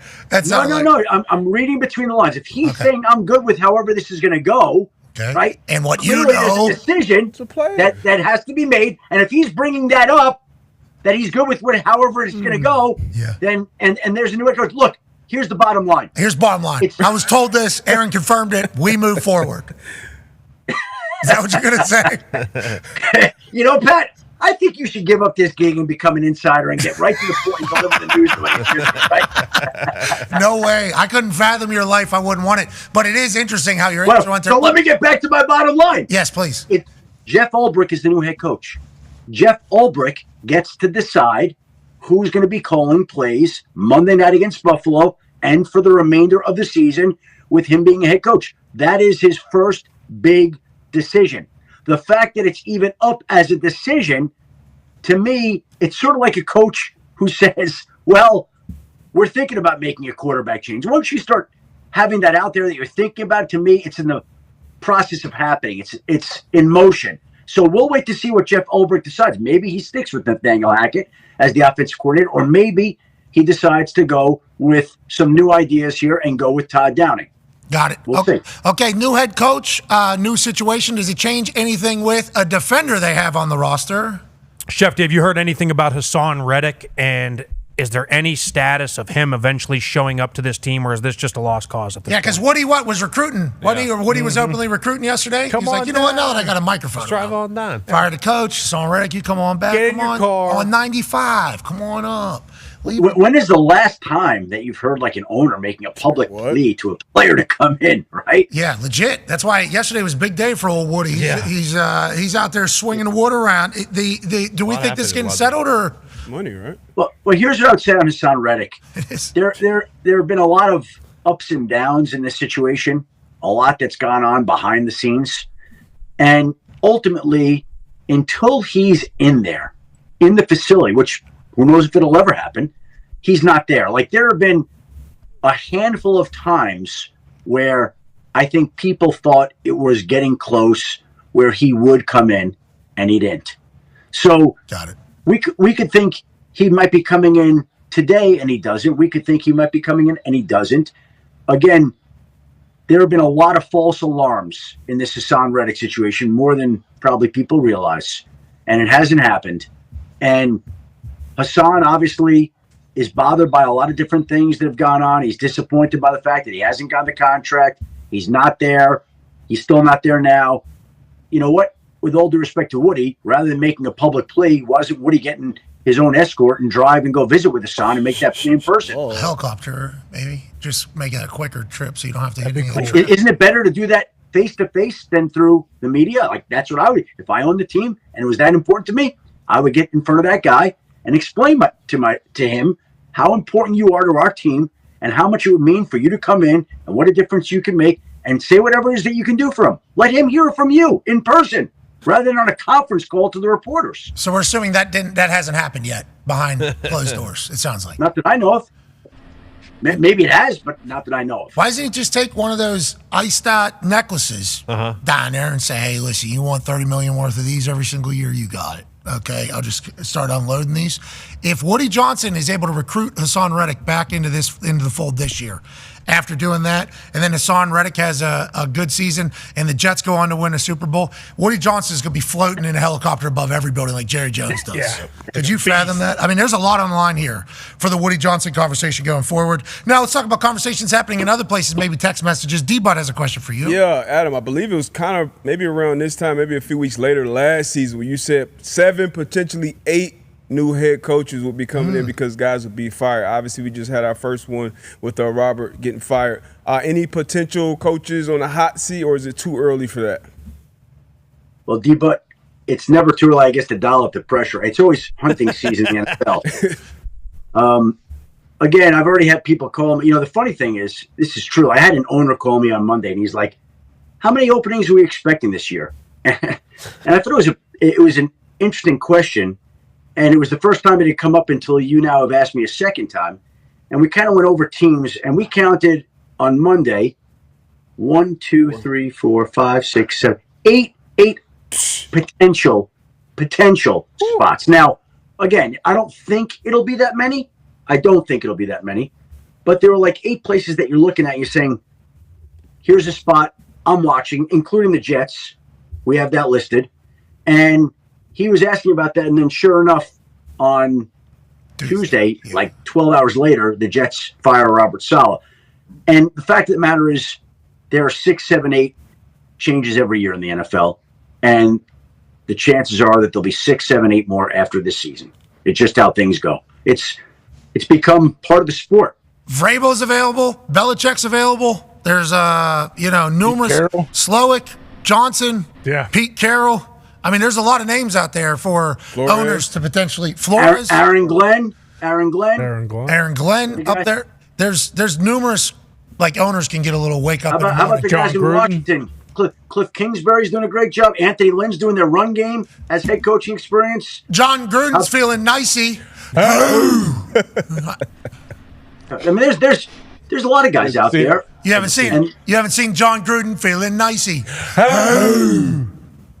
He's doing some cool TikTok videos. Oh yeah, I'd say. Run. Yeah, John Gruden's doing football again. His Twitter, his TikTok, everything. Gruden loves football. Mm-hmm. What is it about? Gruden loves football, and he does, and he will. I don't know if he's sending emails in. Go ahead. Here's a fun little John Gruden story. So we do these meetings before the draft every year, and this had to be it was a year he was doing the draft. So they go around the room and they say, all right, let's go through the room here and talk about what everybody knows.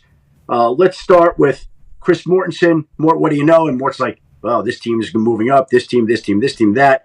All right, Schefter, what do you know? I say it. They go, all right, John, what do you know? He goes, I got a phone too, and he starts rattling off information. He's an insider. Beast. Just the way he says everything, it's entertaining. Gruden, everything. Yeah, listen to that guy all day. These TikTok videos, very low lit, not great. Yep. Not high. I don't know who's editing it. Maybe him. On his face. Maybe him. And it is just 108 on the paint, just like Schefty every time. We appreciate the hell out of you, brother, Adam Schefter. Hey, last thing. Yeah. Hey, I just want to apologize for cutting into J.J. Watt's airtime here. I know I took up some of his time, so as the owner of Burnley, I want to make sure that he knows that I apologize, and we should get JJ on here as soon as possible to get his brilliant insights. Okay. Shefty, I don't know what that was. I don't like it. Sounds like someone's scared of JJ Watt. Yeah, you're trying to keep was JJ one of your plugs? How is your relationship with JJ? You know JJ well? I love JJ. Is that right? Well, ask him, I guess. Can't wait to talk to him. Why do you say it like that? Yeah, it was an interesting answer. Ladies and gentlemen, Adam Schefter. I'm a big JJ fan. Send him my best. Okay, all right. Shefty. One final thing as I take up more time. I would like to let everybody that's watching know that JJ Watt was supposed to be on, but it's me, bitch. Sorry. Leader of the insiders. I love Shefty. As Aaron was saying there, Dahn going to be the... Yep. It's like he was not. That was a matter of fact. We saw how it happens. Yeah. Wow. Legit, he heard it from a source. I can't confirm it, can I? Aaron just confirmed. Yep. Very telling. Yeah, that was awesome. Very telling. He alluded to it. As Aaron was saying, Dawning's the new guy. I mean, that was awesome to watch. Damn, I missed that. Yeah, me too. Because did Aaron say? No, I could have misheard it, but I thought he said whether or not this happened with Robert, there was going to be changes on the offense. Yeah, it sounded like he did allude to a couple different things, and Schefter was like, "He's sitting on me." Yeah, I took it as he's making sure he publicly puts all his support around the new head coach, but also Schefter took it a different way. On the offense, when we talked offense with Hackett, He did. Yeah. There was he did say a couple things that were like, I'm open for whatever. Like, I should have said, what are the options? I meant to jump in and say, what are the possible options to change? Call Dan-O. And that would have been an AJ question here because you put him on the spot. You know, that you have a better relationship. Yeah, should have asked that. Yeah, should have. Nice job, AJ. Way to let journalism down. But Thanks a Schefter lot. was like, don't worry about it. I fucking got it. Yeah, he got it. He got it. He scooped me. 8 is wild. Joining us now, what's that? 8 teams, he said. What, for new coaches? Yeah, that's wild. Yeah, one of them already done. He said 7 more. Wow. It's never too early for hunting season. You know what he said? Owner calling him. He must love that. How many spaces do you think will be? The more we learn about these insiders, they are like a conduit of information. Yeah. They gossip too. These things like the gossip. Yeah. You know, Shams debuts tomorrow. Here we go. Good luck in there, Shams. Good luck, Shams. Joining us now, ladies and gentlemen, future first ballot Hall of Famer, whose time was cut off today by Adam Schefter. Ladies and gentlemen, J.J. Watt. Yay, JJ. Thanks, guys. Glad to be here. You know, we couldn't have done without that last groovy anecdote from Shefty, so glad we got that in. It was really, Riveting? No, needed it. Really, really glad he bumped me. Glad he bumped me for that. So. Do you know Schefter? He said you guys got a great relationship. Great. Schefter's he's a little part of the Burnley crew. He's in the Burnley crew. Whoa! I didn't know he's an investor. Schefter owns a soccer team? I did not know that was the case. Yeah, he's our soccer insider, so he gives us absolutely zero information in the soccer world, but anything we need to know in the NFL, we get it. Nice. It's great. You got Tyler from Dude Perfect, Adam Schefter, J.J. Watt. Are you kidding me? Oh, my God. Who's next? Yeah, Burnley's about to go north in the rankings. The league. The championship. Top of the championship. The list of teams. The thing. The table, The table. Yeah, you got it. Yeah, keep going. You got it. You'll get Well, I could sense it with Schefter on board now. Him and Tyler kind of exchanging ideas. I couldn't even fathom you coming in there saying, look, we need an hour and a half dinner meal, 5 course before each time. That's better than everywhere else, including Tottenham. We're going right to the top. Hey, let's go, Burnley. Bullish. Up the Clarets. Up the Clarets. Up the Clarets. Up the Clarets. Let's go down to Moore. The Moore. Cliffs and Moore. Turfmore. There it is. We want to go to Turfmore. Hey, as an owner of a team, have you ever just walked in on a Tuesday and said, "Hey, head coach, you're fired"? So, what is your takeaway? Schefter gave us a lot of information there. Actually, he said he felt like it was a long time coming. Even the fact that it was maybe going to happen at the end of last year, and instead they do it this time after the loss in England, where he was the ambassador. Yada yada yada yada yada. How do you feel about this? I think the English talking points got out because I've seen that a couple places now. Yada yada UK yada. ambassador.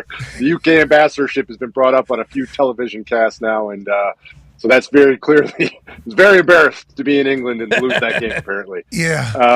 But I mean, it's wild. It's a wild situation. You're sitting there and are you where you want to be, especially with the expectations before the season started? Absolutely not. You bring in Aaron Rodgers and you think that I finally have got my playoff team. I finally got my Super Bowl run. I'm picked in the preseason to be first, and then it doesn't go exactly how you want to go at the beginning of the season. And you feel like it's slipping away and you want to make that change now to try and salvage this season as opposed to waiting to do it later.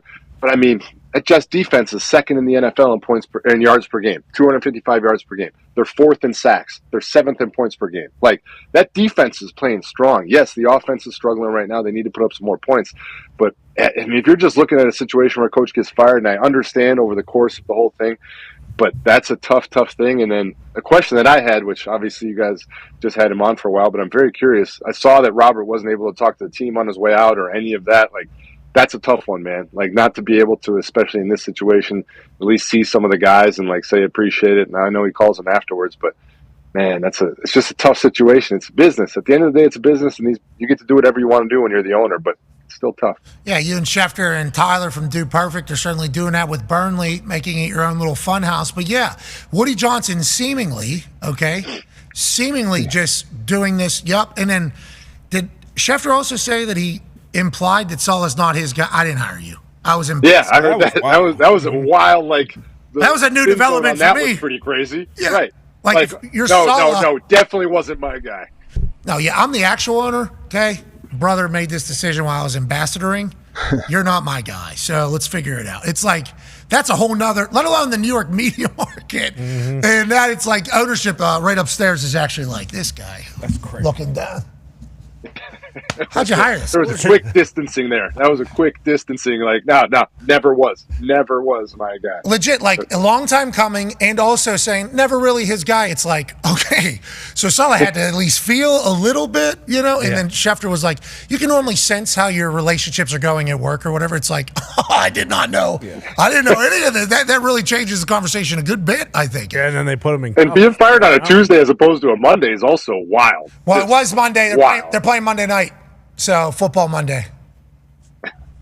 Yeah, today was still Aaron Rodgers Tuesday because football. Yeah, long flight back. I got it. Yeah, I got it. You don't, JJ. You know where? No, I don't. I know what you're saying. Yes, because it's Monday night, the whole week shifts so that it was technically Monday. But I'm saying you come home from the game, you come in the next day, you kind of like peek around the office, like, am I good? So you go about your day, and you're like, all right, I made it through the day. This week is fine. You definitely are not ready for the Tuesday call into the office. That's for sure. Yeah, and just like Aaron said, it sucks. Family gets fired. Obviously, you have to change cities. It's part of the profession and everything like that. Saleh will be back. He's going to coach Colts, I heard. So good luck to your Houston Texans team. Now, let's. No, you guys could use that. It definitely did sound like offensive coordinator change, though. I would say from Aaron's conversation that I agree with Schefter on reading through the lines. That seemed like a pretty clear one. Okay, so you and Schefter are aligned with Burnley and aligned with the fact that Aaron said there's a new offensive coordinator. Huh. Anything else we need to take away from that and Schefter's conversation? No. Nothing? No. Everything else was a waste of time from Schefter. No, it was great. It was great. I listened to it all. Really enjoyed it. Okay. All right, let's go. Great. You guys have the quarterback of the team on the day after. Nobody gets that access. So good on you. Good on program. He's been a part of the program half a decade. Half 5 years now. 5 years, really? That's a long time. 20% of a century. Yeah, and you go bingo. You start doing some math. Or I mean, you can really start going there. Yeah, 5. Yeah, you 5 get years, it. 100. We got it. Yeah, we got it. What's 1,000? What's 1,000? There it is. 20% of 1,000. Well, no, it's definitely not that. Definitely not. Math real good. But these last 5 years have been through. There's been a lot with Aaron. You know. And our show. A lot. You know, like we're very thankful we get to talk to him. But obviously, when things like this happen, it's like not exactly like pumped to be the one to have the convo because it's like, hey, let's make sure we get all the answers here. You're gonna ask any tough questions. It's like I bring up everything. If he were, I was trying to figure out the time of the day because today is a work day for them, right? Tuesday. Come on, Jesus! No, this is literally what I was. Golly, saying. You ever played football before, brother? Yeah, no, I played a lot of football. That's why. Oh, too much. Whoa! Stone Cold said he doesn't. Yeah. I don't believe in it. That shit ain't real. Anyways, let's pivot away from the Jets situation, although it is very all-encompassing because it's such a big storyline. Let's go to your brother. Congratulations, TJ Watt, 100 Sack Club. Yeah, 100 Sack Club. He pulls that off. You welcome him into that group, so you've been waiting a long time. What is it like watching TJ hit these milestones? And, did you stay up for that one? Did you stay up for that entire? Yeah, it was a late one, man. Late one. But sadly, that didn't end the way I wanted it to for him, but it was a great football game, obviously right down to the wire there at the end. But for him, 100 Sack Club being the second fastest player in NFL history besides Reggie White. I mean, for us growing up in Wisconsin, Reggie White being our idol, like any time that we're mentioned in that same category is pretty unbelievable. So unbelievably proud of him. I also know that he's only, I think, 13 and a half away now from passing me. So I'm just going to try and enjoy the bragging rights that I have. No, take a golf cart to the legs. Yeah. Take a golf cart. You guys know when you're doing this. Whoa. No, I'm joking. Kicking his knees. We love watching TJ. Love watching. That'd be very rude. Yeah. Very rude. No, but it's coming sooner than later. I can tell you that. It's coming sooner than later. So I'm just enjoying these last few days I got here. How come he doesn't get holding calls? Nobody does. It's the NFL. They just don't call him. Because they could call him all the time. Well, that's because these offensive linemen are cheating all the time. They call them on New England every damn play. I tell you that much. Oh, do they? Yeah. Well, I hope they call him this weekend because they got the Texans and Drake May playing against that tough defense. Should be great. Okay, C.J. Stroud. We had him on yesterday. The guy is like the perfect example of what you want as a starting quarterback. Legitimately. Everything about him. Yeah. It's bananas. And they're continuing to ball. How do you feel? You got to feel great about the Houston Texans right now. Yeah, I feel great. I think the end of the game this past week was wild. Obviously, everybody looks at the Bills' situation and how they managed the end of the game, and it's definitely not ideal. You're certainly not looking at that as a pinnacle of what you're trying to do as a coach. But I do have to say, on the flip side of that, I don't think the Texans handled it that great at the end of the game either. I think they threw the ball with timeouts left on third down when Kaimi was already in field goal range, knocked themselves out of field goal range, and had to punt it. So both of those, at the end of that game, it was a very interesting situation. But, I mean, I'm sure it's been talked to death, but the Bills situation was truly baffling. Yeah, and Josh misses that throw. He would never, because he was knocked out on the field. Yeah, he couldn't see. Did you see Also that? baffling. Yeah. Also very, very, very baffling. I don't know how. I legitimately don't know how that works because everybody with eyes. I'm not. You know, and having, and we're fans of Josh Allen, which is why I think we're all like, yup, because we don't need 2 in the same game. We don't need that type of thing. Nope. No matter what you believe in, how far the science goes, back-to-back concussions not good. Like that is certainly not good. And it's like, I think he was clearly out. I think everybody kind of clearly thinks he was out. Then he gets back in there and he plays bad. And everybody's like, Josh Allen, this is Josh Allen. Yeah, let's move. Let's get out of here, please. I'm sick of it. Yeah, get in the sun. Yeah. Yeah, I'm sick of it. I want to see that tree more. That's a good fucking tree back there. Great. But Josh Allen, big tree fall hard. He's certainly knocked out. And then everybody's like, well, he's playing bad football. It's a good defense. It's like, it is a good defense. But also, that guy might have no idea what's going on there. He was clearly not. I hope he was okay. Hey, Josh, we hope you're okay. T's and P's, Josh. We need you in the league, Josh. Yeah, man. Legit in this entire. What? Jeez. Whoa. You look like Bigfoot. Big blurry photo. Lake house. Yeah. My son's inside sleeping, so I was trying to come outside to avoid any potential crying in the background when he wakes up or singing. He likes to sing, and outside, but I did not anticipate the sun coming over the roof, and now it's catching me hot, half in, half out. Yeah, and I don't know what to do. I'm gonna be honest with you, I don't know what to do here. Hey, that thing's coming up on the east and setting on the west every single day about this time, kind of over center there. So probably should have known it was coming. But with that being said, sun still got it. Is it hot too? Not just bright. Hot? No, it's not hot. It's 58 degrees, which is perfect. Ooh. But sun can still get you even when it's cold. That's what you got to remember. Oh, yeah. That's what you got to remember. You do forget about that, especially us fair-skinned folks. You know, you do got to worry about getting that cold sunburn out of nowhere. What happened? Oh, yeah, you are the whitest person of all time. That's kind of what my skin tells me there. I think no matter how the sun goes, you look good. So we got the lake house, okay? Yep. We got the one over there in Arizona. That's Arizona. Got the London penthouse. We got the Texas, Houston thing, right? This is nothing like your lake house, obviously. It's got the nothing flat in like Burnley. your lake house. Well, I mean, lake house. I'm loving lake life. I don't. Big fan. I don't blame you, but boy, JJ's got a boat out there. You got a boat? I don't know how to do the water stuff. I got a jet ski because it was gifted to me, and I'll go wide open with that. Got patrol. But like the boat, I was going 65, 70 on this. Got a patrol on that thing. I'll patrol on the jet ski just because it's like a motorcycle, and I used to ride motorcycle. I don't know all this shit about the boat. It feels like it's a lot of work. And if it doesn't work, you're stuck. And I don't like swimming in water. So I haven't gotten into the boating yet aspect of it all. Coach Saban has a connect, I guess, for a good boat, and he said he'll teach me all that stuff. Shout out Coach Saban. Nice. But I feel like my daughter's going to want to be in there, so I'm going to have to learn this shit. I'm going to have to learn it all, I think. I don't want to. Yeah, definitely. I mean, it's not like you also don't have people that can take care of things for you. I mean, you got a great staff here in the Thunderdome. Boys, who wants to go take care of the boat? Who wants to go tighten up the pond? All right, Gump, you used to paint ships. First mate. Need you to figure out how to keep that boat. Happy birthday, Gump. Happy birthday. Gump. Thank you, JJ. Appreciate it, brother. Happy birthday. Nothing he wants more than a Burley win this weekend. That's right. Yeah, we need it. We need it, JJ. International break, so we're off. Fuck! Yeah, we're off. International break. So United States playing who?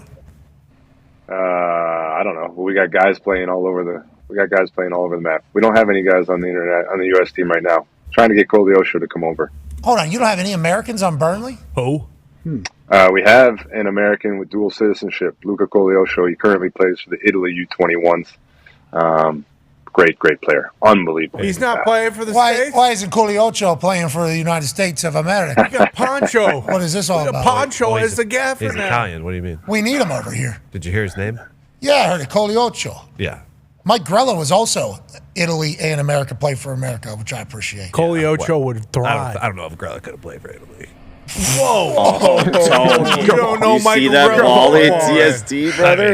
Watch Grella's Red Bull highlights, man. You're going to have to face Grella. Absolutely. You're going to have to see They Grella. won a World Cup when. Hey, I don't know if you want Grella's smoke, brother. You do not want He's Grella's Tony, you're out of pocket He right would now. say the same thing. Soccer out of pocket talk, which I appreciate is what our show's all about. Well, get an American on that team. Let's start climbing the table. Yeah, working on it. Yeah. Pochettino's first match in charge this weekend. Why don't you pay for that 14-year-old over there in Philadelphia? What's his name? Kevin Sullivan. Kevin Simpson. Sullivan? Yeah. Kevin Sullivan. Why don't you get him on the roster? Man City's got some cash. They've got some cash, and Hey, Q, you don't own Man City. Big Man City fan. Oh, yeah. They're getting sent down, yeah, though. man. Is that what Erling? You're a Man City fan, Q? Where did that stem from? Well, see, over COVID, I had no TV to watch, and so I started on All or Nothing and just thought Pep Guardiola was absolutely electric. Is he gone now? He's not coaching anymore. Yeah, he's coaching. He's for the last year of his contract. Yeah. He'll be done at the end, coaching England soon. And he's coming over to Boston. No, he's coming over to the Pittsburgh Riverhounds. No. Yeah. He's coming to He's Pittsburgh switching to Riverhounds. basketball. Wait, you guys play the Pittsburgh Riverhounds. Who wins, JJ? Burnley, Pittsburgh Riverhounds. Burnley by quite a bit. You sure about MLS? that? Are they in MLS? Pat? In Pittsburgh? In Pittsburgh? I don't know if you can play on the river. In the Berg. That's a tough Berg. bar. You don't want that, JJ. I don't know. Highmark Stadium's a bitch, brother. Yeah, I don't know if you want to go down there. It's next to the river, up North Shore down there. You used to have, what was the Halloween thing down Bring there? them over to Station Turf Scare. Moor. Station Scare. There's There's bodies in that river. You don't want to play soccer against the Riverhounds Dahn Station Scare. Okay? You don't want that, pal. Burnley would have no idea. Jesus Christ. I couldn't even fathom the amount of whoa. What's going on when those yins Good luck. Yeah. Good luck, Burnley. Now you're 0-2. Inter Miami beat you. Then the Pittsburgh Riverhounds get you next. And then Concava. And Concava, obviously. Oh, that Concava would get no. That was me playing soccer representing Burnley. I was not a good representation of our squad. To be clear, played a lot. Yeah, hey, that was really great representation. You guys had a short bench, JJ. You played a lot. Short bench. I was really impressed. Legit, every time you went back out there, I'm like, what is he doing? This guy. Why is he still out there? And then you were running and fighting and heading. Almost scored a goal on us. Yeah, I mean, the guy's balling. Hit the post in another hit game. The post, yeah. JJ. I had no business being out there. I had no business being out there. Yeah, in the team. I disagree. I had no business being out there either. In the team. Look at you. Well, yeah. Look at that. Look how big you are. Very dominant. All white, not a good look for the big guys. Foul, obviously. Yeah. That's a great move. Welcome to JJ's house, bitch. Foul. That's mine? No, yeah, foul. Oh. Good shot. Jeez. That was a good What a crock save. slide. That is a little bit of a crocker from JJ Watt with the left boot. Come here. Foul. Wuss. Just trip him. There's no reason to foul, guy. He's flopping on you. This ain't football. Anyways, JJ, we love your soccer stuff, and the Pittsburgh Riverhounds are a tough place to play. Let's get back to American football, shall we? Connor has a question for you. Yeah, JJ, how do you feel about the performance from friend of the program who was on the show last week, Cal Van Noy? It feels like he's having a little bit of a resurgence here at 33. Maybe, adding a few years onto his career. Maybe gets like a 3-year deal here instead of just being a mercenary for the Ravens. I think it's awesome. I think seeing a guy like Cal Van Noy, who's obviously, bounced around a little bit, but just always, every time he plays, whatever team it's for, he goes out there. He's got not only technical skill, but he puts in the effort. He's just all over the place, making major plays. 6 sacks, like second in the NFL, 17 pressures leading the Ravens. Like, it seems like you said, he always gets these contracts that are like, 1 or 2 years or hang around a little bit, but just a consistent player, and love giving some pass rushers some love, especially guys that are doing it for a very long time. So Kyle Van Noy, shout out to you, man. And a baby KVN. Hell yeah, Kyle. Kyle Van Noy. We appreciate every time he comes on. He's electrifying. And him playing at this, level, at this age, obviously great, but whenever he was with the Chargers, he turned it on there for a bit. Then he goes to the Ravens middle of the season after taking on Connor last year, starts making some plays. I think he feels very comfortable. He loves the culture over there. I think he loves playing for that team. Good for them. They seemingly got it this year, the Ravens. Yeah, look out. This could be the year. They legitimately could. They seem to have figured it out. A lot of teams that haven't figured it out. Massive matchup this week. It's going to be a blast, dude. Ravens, Commanders, Jaden, Lamar. Like, this is going to be awesome. I can't wait to watch this game. I mean, this is future of NFL happening in real time, and then there's a style that Baltimore has. And then you think of the Commanders on offense, you think like, okay, we got razzle-dazzle. But I think there's a chance one of these teams is making its first appearance on the top offensive line performance of the week. Shut out of town. And the other one has been on before. So I think what AQ's saying is you think Commanders-Ravens not similar, pretty similar. They got good fighting styles. It's going to be a great game. Now, flex that. Let's move forward. They do already. Let's go. They tried to. I Freaking believe NBC wanted it, and CBS said, no. Let's move it to Tuesday then. CBS. JJ, why don't you make the sweet backwards hat? Holy shit. Don't beat I'm me up. fighting his son, man. I'm fighting his son. I'm trying to help. But you're winning. You're winning the fight. Don't stuff me in a locker, please. Yeah, you do look like you're straight out of a movie right now. D-Bud has a question for you.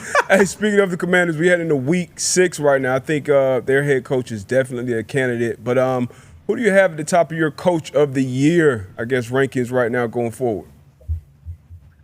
I would put Dan Quinn up there, certainly. I would put Kevin O'Connell up there as well. I think those guys have done an unbelievable job. I think what Dan Quinn has done there, it's so great proving what you can do very quickly in this league. Often we talk about rebuilds and things like that, but what you're watching the Commanders do right now, not only with Dan Quinn, but also Cliff Kingsbury, offensive coordinator, just putting up points.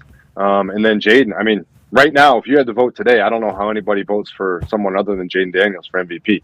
I mean, what he's doing is unheard of. It's literally the first quarterback ever since 1970 with 75+ completion percentage, 1,000 passing yards, 300 rushing yards in any 5-game span. Wow. Like, he's doing things that we literally haven't seen. So it's unbelievable. And he's hands down my MVP at this moment of the year. And I think you go either Dan Quinn or Kevin O'Connell as coach of the year. And also major shout out to my guy Cliff Kingsbury for what he's doing with that offense. Hell yeah, Cliff Kingsbury rallying the boys. Dan Quinn, he's going backwards hat over there. He found that in Dallas. He became a Florida man in Texas. Backwards hat carries over to Washington and the Commanders. They're all J'd out on the sideline, by the way. All have J's on, fresh. Cliff Kingsbury's doing his thing. Dan Quinn's doing his thing. Why not the Commanders? New ownership, fresh start. They're going to need to get a stadium at some point, but good for them. Good for everybody that has been Washington football team fans, and then the people that have been Washington team in the past. Yeah. Team in the past. Yeah, they found their name. They can't change their name from the Commanders now. They have to stick with the Commanders forever because of how good they are. Yeah, because if you win, you have to. It can't leave. No. It's like the Utah Hockey Club. Bingo. Utah Hockey Club currently completely undefeated after last night's debut. It's like, all right, you're the UHC now forever. Congratulations. They sold out the barn. And then outside, they had a watch party that would have been enough for the arena to fill up again. It's crazy. Utah taking in that Phoenix team and then them having their debut last night and hosting the ESPN NHL show with Levy and Messier. Moose was out there and PK was out there, the whole crew. It's like, it was big. It felt big. And they won. And I think these Utah folks are like, hell yeah, we like competition. Hell yeah, we like events. But I think they're going to fall in love with the sport of hockey, too. And last night is a great way for that to happen. And good for everybody out there. Good for everybody out there. Yeah. Those Utah folks, they'll support their team now. They will show up to fill the stadium. They've done a good job up there. What was the Jazz had like a 10-year run of sold out or something like and they haven't been like great. They had a few good years with Donovan Mitchell, but it's not like they've been like unbelievable where they should be selling out. And Ryan Smith, backwards hat guy as well, owner of Jazz and of Utah Hockey Club. He founded Qualtrics, back in like the early 2000s. He's only 40-something years old, self-made billionaire, owns 2 teams. Now he's sitting next to Gary Bettman, who I believe had a nice beer last night as well watching it. It's like the NHL's doing it, man. And Ryan Smith, congratulations, brother. Hell yeah, Ryan. Friend of the program. Very, very happy for him. Tone, AP Tone has a question for you, JJ. Yeah, Jage, I do have a question for you. It's a trivia question, actually. Do you know where TJ Watt, Andrew Van Ginkel, Nick Herbig, TJ Edwards, who else? Jack Sandberg, Leo Chenal. Do you know where all those guys went to college and what position they play? Linebacker Wisconsin. I mean, just pumping out linebackers who are making big plays. Obviously, you got TJ Herbig. Yeah, you got Van Gink out there. Pick sixes, 2 pick sixes. You got TJ Edwards in the center. You got Zach Bond. I mean, it truly is. We were talking about me and my buddies, and you started listening, and we were like, hang on a second. is there a group that's got a better, at this current moment, linebacker crew in the NFL making play after play after play? I mean, pretty impressive crew. Any disagreements? Can you think of any others at the Penn top State of your head? used to be linebacker U, right? Wasn't that what Penn State was called? We have they got Micah. They got the Chop. Well, he's more of an edge. They had obviously LeVar Arrington. I mean, dominant. JJ, seems like you're talking shit right now. It seems like you He said current. That was a good. I'm not good talking use of to the word. anybody. I'm talking right now, today. Like today, Current. Van Ginkel's Where got did 2 pick Barnett sixes. go? TJ just had his 101st sack in the NFL. Herbig has like 3 sacks, 4 sacks this year. TJ Edwards is in the dead center of that defense, making plays left and right. Zach Bond, I believe, had multiple sacks this year. Like it's a true Leo Chenal for the Chiefs, like Super Bowl champion. It's a very impressive group. Okay, Wisconsin. That's awesome. Hey, let's pay a little bit more respect to Wisconsin, I think is what Wisconsin J.J. Watt is saying here. I think that is rightfully earned right there. I did not know all that. As his names are rattling off, I'm like, damn. I didn't know that. Good for Wisconsin. Are they going to be back? Yeah. A lot of offensive linemen, a lot of linebackers. Great. Very proud. Should be proud. Not a lot of quarterbacks. Running backs, though? Russ Wilson. Running backs. Tons of running backs, obviously. Wide running backs. receivers? That's not even a question. Russ Wilson. Yeah. Not a lot of wide receivers.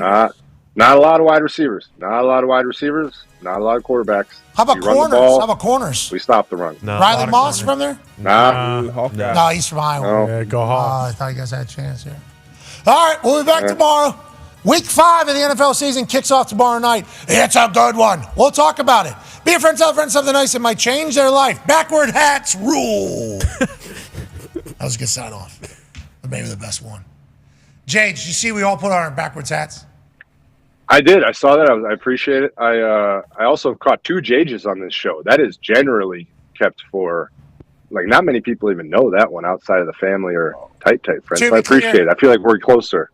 To be clear, we didn't know about it either until a text from a Yinzer who is a massive TJ fan.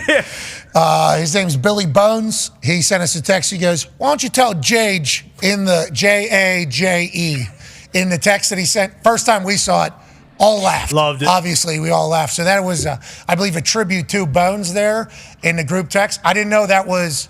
Okay, so Billy Bones do, obviously. Who he has met. You have met Bones. Yeah. Remember, he shook your hand. He's a little guy. He came up and he said, Yeah. He said, I love your brother much more than you. Yeah. No, he's in a special group because Jage is reserved. I mean, that's a Derek, TJ, Evan, Joe, Taylor. Like, that's about it. Like, Bones. Not anymore. Not many people. Anyone with a J. Not even Cushing? Wow.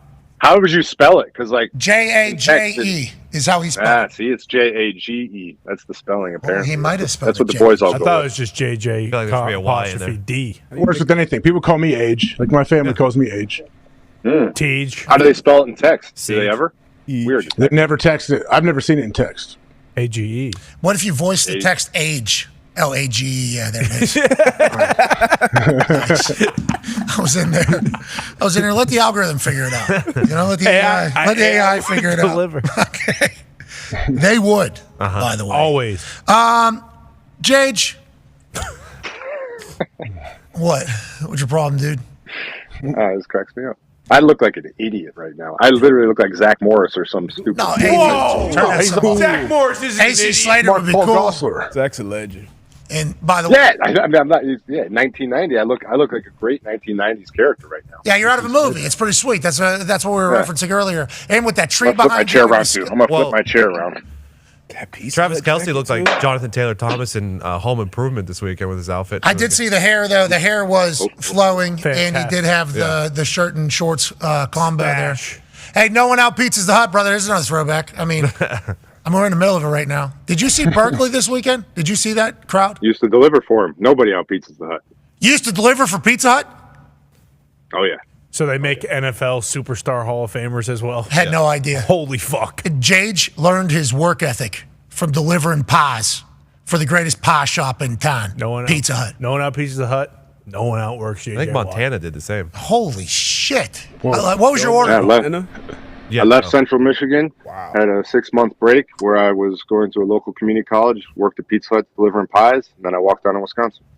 Massive piece of the story. Holy and that's why, ladies and gentlemen, no one, and we mean no one, out Pizzas the Hut. I love that. AQ Shipley has a question for you, Jage. Yeah, JJ, let's talk a little bit about... Jage! You live in his neighborhood. Jage. Let's talk a little bit about the Cardinals' big win over the San Francisco 49ers. Defense was not Swiss cheese. Made a big play at the end. What did you see that Gannon brought on that second play of the last drive that made that play and Jalen Thompson get home? I mean, you're asking me about a very specific play in the game that I was.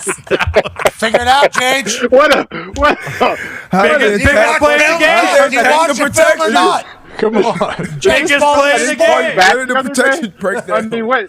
You act like I got the plays pulled up from the game. The second play of the third drive of the fourth quarter. Like, no, I don't. I'm sorry, I don't have that pulled up at the moment. That's unbelievable. I mean, it only ended the game. This guy isn't prepared. This guy is not prepared. AQ's fucking coming with the high-level analysis. They spit everywhere. He's pissed because I forgot to call him back. He called me. I was on an interview, and I said, I'll call you back, and I didn't call him back. And then it was too long for me to call him back. I think he was trying to get me. Yeah. I was watching film when I called you. That exact play. You would have seen that play from his iPad via FaceTime, but you had to do an interview. Jeez Louise. Oh my God. Jage, call the guy back. Well, they sent a linebacker and Jalen Thompson both through the B gap. Backs guy, one comes free, hits Purdy's. Yeah, so you knew the answer. You were just. Well, I wanted to see what you saw from a defensive perspective. Jage, you should have heard the shit he led us to earlier with Aaron. He led to a 235, 2-eye, fucking 3-out, by 5-on-5. That was good. It was great. I mean, like 50 people understood. It was good for a very small portion of the society. I actually enjoyed that conversation, but I think there were a lot of people that might take a short nap during that moment. Good news. Tone Diggs just relayed the message that we have pulled that from the... I don't have it. We do not have it. Son of a bitch. Okay, we do not have it. All right. We'll get to that next week. Got to do it again, Cardinals. Got to do it again. Lord. Oh, he's about to pull it up on his phone. Let's not zoom in on it. 0 points in the second half, man. The 13-point deficit, 0 points in the second half, 3 takeaways. I mean, James Conner's 77 yards rushing in the second half after only 9 in the first half. Like, that's what it was. They played very good defense, and they ran the ball, and they took it away. It was. But I'm with you. Last week, you called him Swiss cheese, not me. I didn't call him that. Correct. But it's just kind of bouncing up and down right now with those performances. Can they do it back-to-back? Also, on the flip side, 49ers have to be considered possibly the biggest disappointment of the season so far as of right now compared to what people expect them to be. Jeez, I agree. I'm bummed compared to what I'm bummed out about it. Bengals too. I mean, they put on a hell of a performance against the Patriots. You gotta think about that. And the Jets, obviously, but I am bummed out about what is happening with the Niners personally, as a massive fan of it, especially with all the distractions that led into the season and how it's going. I assume they'll get it right, though. That's what I assume with the Niners. The Bengals, though. Yeah. 1-4. I expected a lot from them as well because wide receiver, we assume with Jamar Chase, everything that happened during the preseason, plug and play, they know each other inside out. He has 2 touchdowns. He goes bananas this weekend. T. Higgins scores a touchdown. They can't stop anybody on the defensive side of the ball. I think we're all very surprised and disappointed with the Bengals as well, right? I mean, that would certainly be up there. Because I had high hopes for Cincinnati. And Burrow had his whole I mean, we all had the AFC North, obviously, as, always one of the top, if not the top divisions in football. And I think the Bengals and the Browns were both figuring to play heavily into that equation. They haven't so far. I would say that right now, the NFC North is probably taking over the top division in football at the moment. Any disagreements there? No. Good footballer. All winning records. Yep. No disagreement. All right. Good talk. Good talk. We thought you were going to continue to go. Like, all in favor, aye, opposed, no. Yeah, everybody said, yeah, you're right. And then you said, get a shot of me right here. Just like I fucking said. I was right. You are brilliant. You look awesome. You should see us. Look at you on the big board here. You can't because you got to have good perif. Look how sweet you look. No, yeah, look off. You look off. Oh my God, he's in a movie. Wow. Guy's in a movie. You're Superman. Wow. All right, Jage. Hey, we appreciate the hell out of you, man. Have an incredible week. Are you on TV this weekend or no? I am. I will be on CBS this Sunday. You guys got any questions you want? We do a little segment where we toss out a question from the fans. You guys got a question you want answered? Anybody got any? I do. Burning topics on the National Football League? Go ahead, Age. Jage, can you tell us who you're voting for and why? Okay, that's not All right, Jage. We appreciate it. We will. Yeah, have a go, guys. Sorry, the connection's getting crazy out here. How about this? I can't hear you. What? Blake. No, yeah, you can hear us. You're coming through perfectly clear. Crystal. Yeah, we can actually see you better now than we have for the last 10 minutes. Everything. This service is perfect, I think. You can hear us? I can hear you. Yeah, what's up? Okay. I didn't hear AJ, but I heard everything else. Yeah, of course. We should do a hashtag Ask JJ. I got a good one too. We'll do that. We'll do that. We'll do a hashtag Ask JJ starting next week, and then we'll do crowd supplied questions. Great. Love it. I can't wait to handpick that one because it's probably going to sound a lot like what AJ's question was. You know, and it'll be randomly selected, obviously, but we'll try our best. Jade, you're the man. Have a great weekend. We'll watch you on CBS. Thanks, guys. Have a good one. Hashtag Ask JJ. You want to get a good photo or a good question in early. Hashtag Ask JJ. It should be great. JJ, look at this man. The letters JJ. Frozen. No, Ask Jage. ASKJAGE. Ask Jage. And your question could be asked to that superhero, that icon, that nature man. JJ Watt. All right, you're the best. Ladies and gentlemen, JJ Watt. See that sky? See That was tree? unbelievable. Good the lake. lake? Good lake. You got to go down a bit to get to that lake. You got a massive hill. Yeah, I think he's got a good view of that lake. He's got like probably up on top of a cliff. He probably has one of those fucking lookout towers on the top of his house too. Yeah, bingo. He just runs down from there, and then he actually rappels down the cliff. Yeah. To get to the lake. He fucking undoes it. Yeah. AQ might be doing the same thing. I feel like AQ definitely has all that. He has had a Navy SEAL shirt on every time he has arrived at the Thunderdome this year. So we assume he can tie knots, rappel, do all those things. Not 100% sure he went through buds, but he does have the merch, which I appreciate. I do training missions in my house at least 3 times. Okay, all right. On the other side, we'll go in the trenches with that man. And we can't thank you enough for allowing us to do this for a living. Be a friend, tell a friend something nice. It might change their life, like Dude Wipes. Take 5.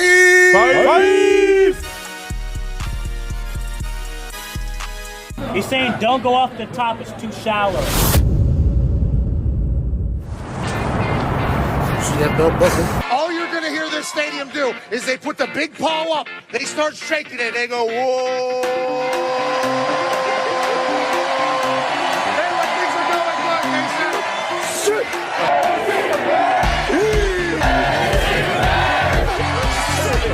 Yeah, he loves the defensive side of the ball. He said yesterday to me that this is a blue-collar team.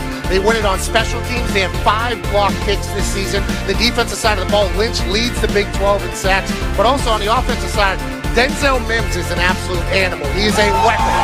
Charlie Brewer, the quarterback from Lake Travis. His dad was a quarterback in Texas. Yeah. His grandpa was a quarterback in Texas. And the people here in Waco just so happen to get a chance to see Charlie Brewer on a daily basis. Hey.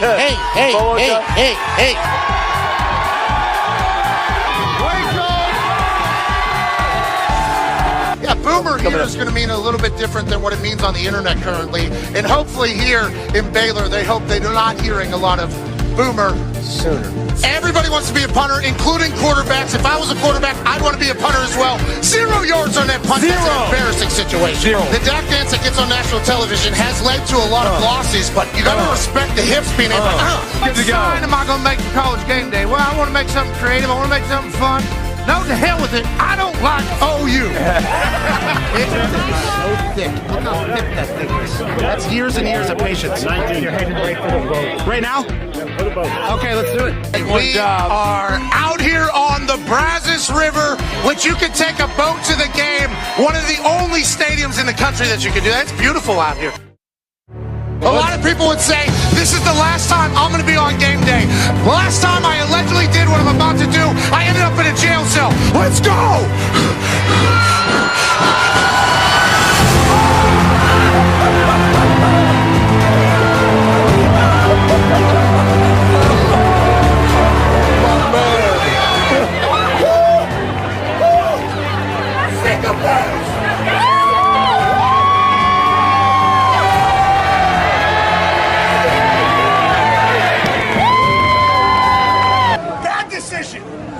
Bad decision. The poop kickers getting us way down here. A lot higher than I thought. You look like Ric Flair.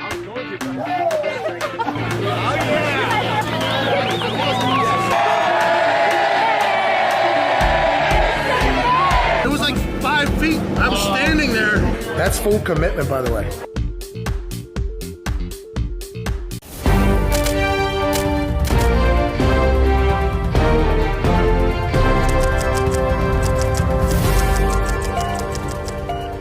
Hello and welcome to the special investigative report. Much has been made in the media world on the life and charitable donations of the man Pat McAfee, especially lately with the rise of the ever-popular Pat McAfee Show, a show that in his own words, stinks. We thought it privy to dive into the inner workings and machinations of this tiny business, this small regional show that has reached international discourse. We sat down with the suit himself, Bruce Brown, to figure out what, where, when, why, and how they're able to give away so much money to the viewers of this incredible program. So yeah, when you enter a Pat McAfee Show giveaway, essentially, the entire hashtag will be downloaded into an Excel file, and the winners will be randomized within that. And then we do a quick scumbag check, basically click on the profile and make sure, you aren't a robot or blocked by Pat. And then it'll be transferred over to Dirty Gertie, who creates the Winner Wednesday graphic, which then runs on the show each Wednesday in a commercial break. If you win over $599, we're going to need your email, or you can email giveaways@patmcafeeshow.com. If it's under $599, all we need is the easiest way to pay you digitally. And if you win merch, obviously we need your size, address, and what you want from the store. Usually I'll just reply to you on Twitter. If you have any questions about any giveaway, whether it's cash that you either are waiting on or merch, yeah, you can just reach out to me on Twitter or email giveaways@patmcafeeshow.com. Please give us about 1 to 2 weeks to sort out your prize. That's typically how long it takes. But again, if you have any questions, just reach out to us. We reached out to PMI's money man himself, CFO Phil, for an on-camera interview. Regretfully, he declined the segment, but he did give us the salacious, juicy details. In an email correspondence, CFO Phil replied, over $4.5 million has been given away in giveaways year to date. Too much money. There you have it. Over $4.5 million Given away, a pissed off CFO, and a show that quote unquote stinks. Good night, good morrow, good luck, and good fortunes.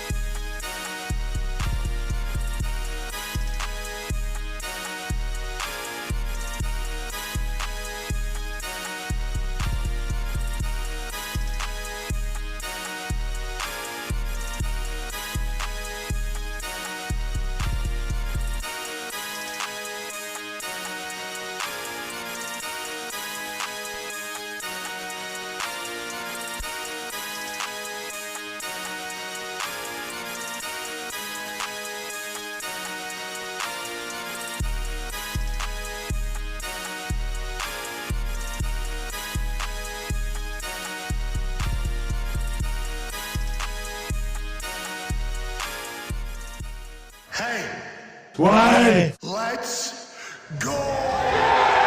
This show stinks, and the fact that you listen, we are very, very thankful for. McAfee on the line with a gorgeous assist. The all-time leading tackler for the Green Bay Packers. You pink. Damn it! Be a friend, tell a friend something nice could change their life.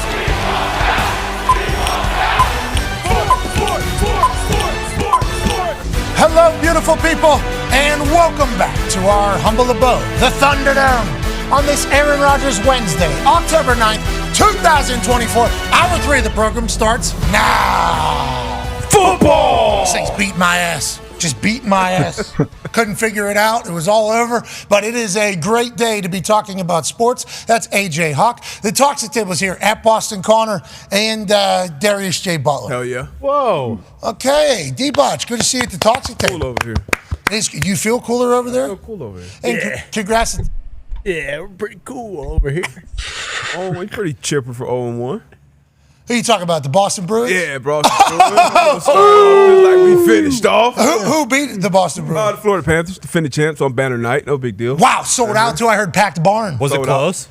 It looked a little closer than it actually was. What is it, 6-4? Oh, 6 goals? Yeah, jumped out 4-1 first period. Yeah, absolute shellacking on the ice. Enjoy, because when Swayman comes back, we score 4 goals. We're winning every single fucking game. So that's all I saw. Yeah, Swayman got paid, but he didn't have any preseason, so they did not have him starting in net in banner night 4.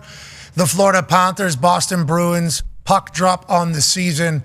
And shout out to Sunrise, Florida. You know, they're calling it Hockey Town, obviously. They're calling it a hockey town, okay? Because them winning last year, I will say during the playoff run, they were an awesome barn to watch. Last night sold out, and first time full sellout, right, all season? Full sellout on the season tickets for the first time. This is obviously our 31st year in existence. So, back-to-back finals appearances. Hopefully we make it 3 and back-to-back championships down there in Sunrise. What's the bar? The Elbow Room? Oh yeah. Is the Elbow Room packed out every single night? Got a lot of pub. I couldn't tell you much about the Elbow Room. Really? You never been to the Elbow Room? I couldn't tell you much about the place, but what's that? It's a good spot. Supposed to mean? I've heard. It's a good spot. Good spot. Great spot. It is a but T's and P's for everybody down there in Florida right now. Supposed to hit today and tomorrow. Not necessarily where southeast Florida where Sunrise is, but the west side. It's should be pretty scary. So hopefully everyone's safe and evacuate if you're in the evacuation zones. Obviously, you're a South Florida native and resident. Florida and hurricanes are just like a part. I mean, Miami part of hurricanes. It's part of it. This one though, if the things I'm seeing on the internet are factual, which are seemingly coming from meteorologists and weather people and storm chasers, they're saying this one's they just put a blob of like purple on the screen, and we're like, this is the most powerful thing ever, and it's coming right towards Tampa Bay. I think once you start seeing Category 4s, Category 5s, those are the scariest ones, and you start to see like meteorologists who've been on TV for long times. We've seen people be emotional, crying, pleading with people to leave because. If you're a Floridian, you've been down in there for 10, 15, 20 years, you've seen some bad ones. So a lot of our parents or like grandparents are like, I'm not leaving. I'll be all right. Oh, it's like a part of the... Yeah, so it's kind of tough to get, especially older people out of, because it's tough to get people out of their homes. But I think it's the safest and smartest decision. But if you do stay, hunker down and, like once again, thoughts and prayers is definitely with everyone down there. I saw the traffic going out of a bridge. Out of Tampa, yeah. Out of Tampa. It was like one bridge in, one bridge out. It looked like Independence Day. It's crazy how quick shit can kind of turn to like almost like a third world country because everybody's gassing up. You're not only gassing up your vehicles, you got fucking 10 cans of gas tanks of power generators and other things. So, on every corner, gas stations are out of gas. So now imagine you got to evacuate, you got a quarter tank of gas, and you got to sit on the highway for an hour, 2 hours, you can run out of gas on the highway. So it's definitely a situation down there for sure. That traffic looked like 4, 5, 6, 7 hours. Legit. I mean, it was. They had a helicopter, which I've been seeing helicopters on videos in North Carolina. I don't know what's going on with that that whole thing. There's a lot of shit I'm seeing I don't understand completely. And I saw, whatever. But this stuff looks very scary. This is obviously one of the highways on the way out of there of Tampa. There's some bridged areas of Tampa, obviously, to get out. I mean, it's positive vibes for everybody down there. But I don't know anything about storms or the storm. But everything I've read and heard is this is a big one. 4th biggest ever. Ever. So that's what I saw. Yeah. And it followed up. If it's as big as they think, right? So hopefully it doesn't get there, right? Don't sometimes they get taken away out to sea and stuff? Yeah, sometimes they slow down. I think the reason why the one that ended up hitting Nashville and Georgia and was so devastating there is because remember It met another storm, and they kind of combined. Perfect storm got situation. Thrown towards Atlanta, allegedly off the shore. So I guess with the way this one is cooking, with the winds and what is potentially going to happen with jet streams, and I guess they're saying this one is going to go. Yeah, where it's coming from is like, when the waters are like super warm, that's when it gets more and more powerful. And obviously, once it hits land, that's when it starts to lose the power. But the storm surges on that west coast, I think they're saying like up to 15 feet. Crazy. Like Tampa and Pensacola area. So obviously that's very, very, very scary. Did you see that it hit the group text? That guy was in a green screen room? Yeah, the graphic. Yeah, exactly. The Man. CGI. First of all, technology, phenomenal.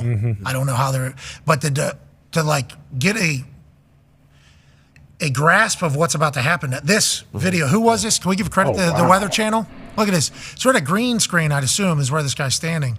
But the way they're able to get like 3D depth on top of this, too. He goes from 3 feet, and then I think he goes to 6 feet, then he goes to 9 feet, and it, kind of like engulfs everything and talks about what life is like with the storm surge, which is just the ocean showing up, right? Yeah. It's just the ocean showing up on land. Yep. And allegedly, everything south of where this one's going to go is potentially going to get hit with storm surge, but they're saying 15 feet potential storm surge. That's 6 feet there, obviously. I think he's lying about how tall he is. That's probably about 5. No, I'm not. Might get up to There's no reason for me to do that. No reason for me to do that at this time right here. But nonetheless, that thing gets up there all the way to 9 feet, 10 feet. It's like, that's what it becomes. Houses getting taken into the ocean then. There's whole buildings and houses going. Yeah, not like just, sitting still water. Like it's going. Obviously, you got hurricane wind. Look at that wind. Yeah, and then look at the angle it gets up on top of this. This is why I think this is so impressive. I don't know if it's just a green screen, because then you have the depth of this all the way down there, but it's like you can see how, with this devastation, what ends up happening. Like the other side of those North Carolina things we're seeing, roads gone, like buildings wiped out. It's like, this is scary shit. Mother Nature. And hey, we're pulling for all you down there. Stay safe. And if we could be the doofuses on a screen that can make you be distracted a little bit from it all, because it's not just when it happens, obviously. Then it's the months and years afterwards. That's the worst part. Imagine having no power, trying to rebuild, like everything's gone, soaked. Like, yeah. D-Bud, have you ever had to evacuate down there? No, we've never evacuated. Yeah, I can't think of any. And I've been since 18. I've been pretty much gone for a lot of them because it's football season. Hurricane season, football season. So I went off to college to Connecticut. So it's it's a shitty situation. You can't be home sometimes. But I haven't. Irene was bad. Hurricane Andrew was really, really bad. I remember being that when you're young. And when you're a kid, it's kind of like almost. It sounds crazy, but it's almost like fun. It's like, we're in the house. You see the crazy winds, the lightning. Then you get in the eye of the storm, and it's literally just quiet, just calm, cool, nothing going on. Then 30, 45 hour later, here's the other side coming through. So it's scary, man. I think 2000, if your house was built after like 2004, there were different regulations you had to pass. You got to impact windows on most homes. You put shutters up, to kind of protect your homes. You losing power is always a thing, especially if you have medicine that you have in the refrigerator, and older people that have to have things plugged up. So getting a generator is important. They aren't easy. Obviously, they aren't cheap. Definitely important, at least to power certain parts of your home. But yeah, it's scary, man. It's intense. Especially if they're talking about like 15 feet of just that is bad. Like I said, I want to say a meteorologist been on TV for like 30 years in Florida, and he was like emotional, like hard to keep it together, saying like that devastation. Yeah, it's scary. And then on the other flip side of it, we've seen this before, and then it hits and it's not that bad. So a lot of people be like, oh yeah, whatever. I've been here for however long. But I'm personally, you take everyone serious. You don't know, it obviously only takes one. I do appreciate the fact, though, that Florida people, that's like a badge of honor almost. Like, I'm not leaving. Florida man, I'm not leaving. Yeah, Florida man, Florida woman. Like, I'm not. I heard about this 30 years ago, too. The big one was coming. We'll see. Guess what I did? I sat right here the whole time.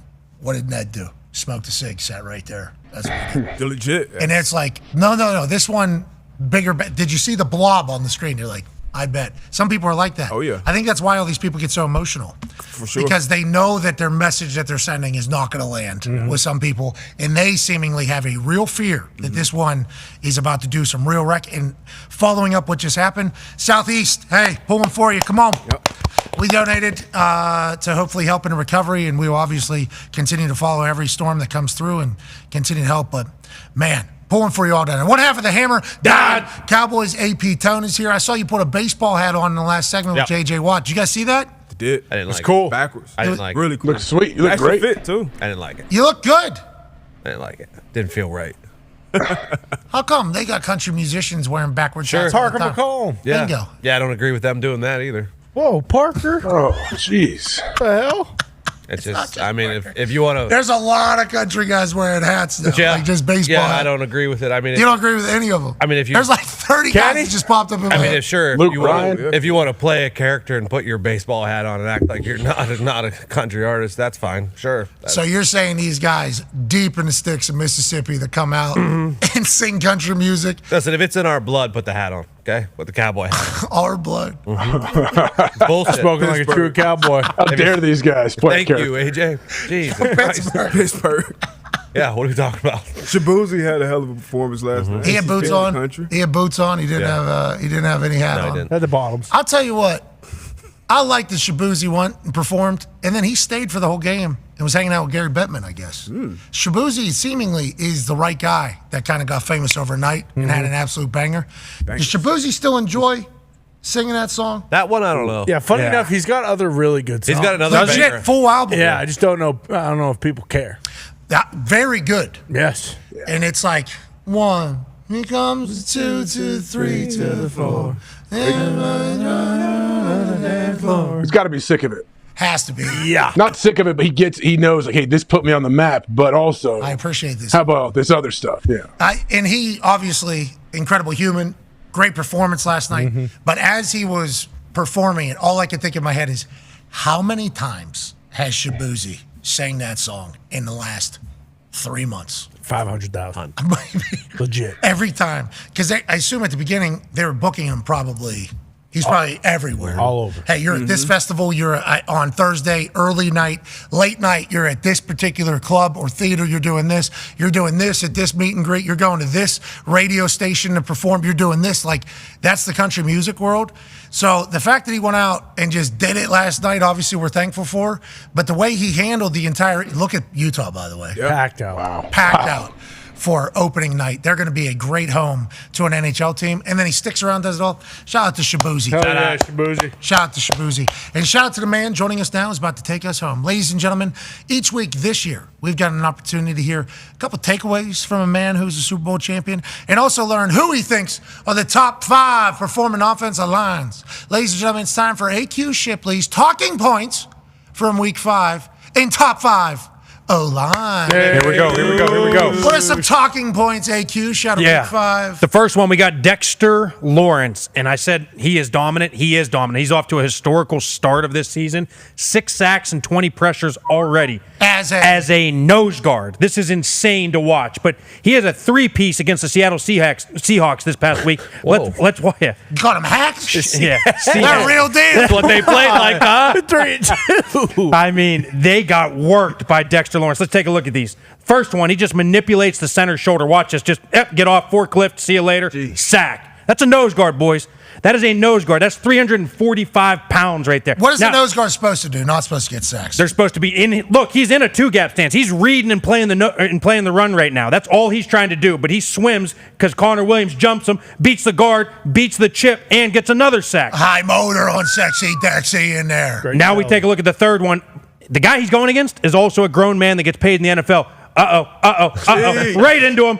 Third sack of the day. 3-piece for Dexter Lawrence. Incredible. 6 through the first 5 weeks. 3, obviously, in the last game, and then 3 spread out through the first 4. Historic run for a nose guard. It's insane. I mean, these guys are meant to stop the run, 2-gap, hold guys. AJ loves these guys, right? They're the guys that keep the guys off the linebackers. Aaron Donald, D-tackle, not nose tackle. That's correct. He would line up 3-tech. He changed the game. JJ would go in at 3 technique, change the game, because now you get quicker, faster on a guard, right? And so these guys, they're playing over the center. Every once in a while, he'll move out over the guard, but most of his work is done over the center. Atta baby Dexter Lawrence. How about the Giants? Bruce? How about the Giants making an appearance? Yeah, Sexy Dexy Depoy. Let's do it.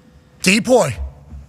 We got an AP voter right here. Yeah. Oh, yeah. Sell him. He's in the run. Yeah, he's in the run. Okay, he's in walk. He gets 20 and a half sacks as a nose guard. He better get it. Oh, yeah, I mean, 20. I mean, that's what he's on pace a for. long way. I mean, that's what he's on pace There's a guy getting an interception every game, too. If he gets 20 interceptions a game. Fred's pretty good. Yeah, it's pretty good. You probably hate those guys, don't you? A lot of great players They right don't now. play in the trenches. Yeah, I don't sexy even talk Dexy's about doing it. it down They just get you the ball back. Yeah, you're right. Pass Right. routine. That's a Yeah, good point. D-Butt doesn't like to disrespect the cornerbacks there on the defensive side of the ball. Yeah, Dexter Paul. Lawrence, dominant, is one talking point. What's the next talking point coming out of week 5? CJ Stroud, some of these throws. Now, listen, we saw the one where he throws it deep for 65 and a tutty and does this whole thing. Regular. Yeah, that's regular. That's what he does. Let's take a look at some of these throws. They're ridiculous. The view of this is insane. If we can pause this, keep going. Pause it right there. I mean, he put that just out in front of the DB. Perfect pass slide. From the other angle, it looks like he goes through the DB. We don't have the other angle, but it looks like he literally goes through that DB and he makes that catch. First play that he has. Second play, the protection here. This is 3rd and 10, a minute and 50 left. If we can go back to the beginning here real quick. I'll talk through this real quick. See 43 over the center? Yes. He's trying to engage that center to keep him from sliding. 2 steps. Keeps him from sliding. Now the center, push on 57. Push the left guard out. CJ trusts the whole thing. Gets the ball out 3rd and 10, minute 50 left. Big time play, and they get down, obviously end up going on to win this game. This play is ridiculous. We get play action. We got the tight end right here on the defensive end. Gets beat a little bit. CJ steps up. D-tackle in his face. Gets hit between 4 people. This dude's a real deal. That's the real deal. That's the one. Like, he can't even finish his arm motion because D-tackle looping right in his face between 4. Perfect pass. Jeez. Everybody's talking about the Buffalo Bills and their demise. Maybe they just ran into C.J. Stroud. Maybe they ran into C.J. Stroud down there. Yeah. He's phenomenal at the ball. Oh, he's so good. Has been since he got there. Unbelievable. Some of these plays, too, you talk about the trust of the offensive line and then getting into putting his face in a fan and having his arm potentially be broke. Well, the precision he has with everything is stupid. It's just like you can't teach that, can't coach that. And then his leadership, his maturity. When he comes on this show, everything he says is like perfect. That's why they need to get his ass out of here. They need to trade him out of the AFC South, AQ. He's gonna be there He might be the one, huh? time. Yeah, he's pretty good. He's pretty good. These other guys are pretty good. We're about to talk about as well. Who's that? We got Lamar Jackson, Jaden Daniels, and Kyler Murray. They are extending plays and making plays, as we will see here. The first play, we got Kyler Murray. Now, first of all, your tackles hate the fact that he drifts back to 15 yards because you have no idea. Paris Johnson keeps setting back. Can't even get to the defensive end, but fade away, throw up, 4th down, complete to Marvin Harrison Jr. Ridiculous play, just extending enough and getting the ball out. You live in Arizona. You cover them very closely. You could call out one specific play to Jage, and Jage didn't know what it was. Kyler playing good ball right now. That's a big-time win, obviously, for them. Are they going to continue to do that? He's playing very good. They just have exactly what JJ said, right? They have to be more consistent on defense because they're continuously scoring on offense. They just have to get the defensive side playing with it. Atta baby, Kyler. Oh, yeah. Throwing up the deuce. Too, right? That's right. We got Lamar Jackson on the next play. This play is unbelievable. He fumbles the snap, which he did twice in this game, just taking his eyes off it. Gets it. Stiff arm. Get off me. Nope. Get off me. Nope. Get off me. Fall away, out of bounds, back across to Likely for the touchdown. These plays don't happen. Like, these are anomalies, and we're just seeing 3 of them in a week that you just don't see. You just do not see. This one's even more ridiculous. You got a pressure coming off his right side. Boom, boom, boom. 3 guys. That's a sack. 80%, 90% of the quarterbacks. Then we just throw it perfect 90 yards downfield. This is ridiculous. Jaden Daniels is a guy. It's ridiculous. Jaden Daniels is a guy. Obviously, Scary Terry is a massive asset, but they, in what they're doing offensively, have to feel so good about having the number 2 overall pick. That's right. Now, obviously, Caleb's playing good ball, and he's back to winning. Congrats to the Bears. Look like they have it figured out. Oh, yeah. But Jaden, with Cliff Kingsbury, seemingly a perfect fit. Dan Quinn, obviously, as a head coach, great culture. They've been able to do something that only the Houston Texans were able to do last year so quickly in turning a building around.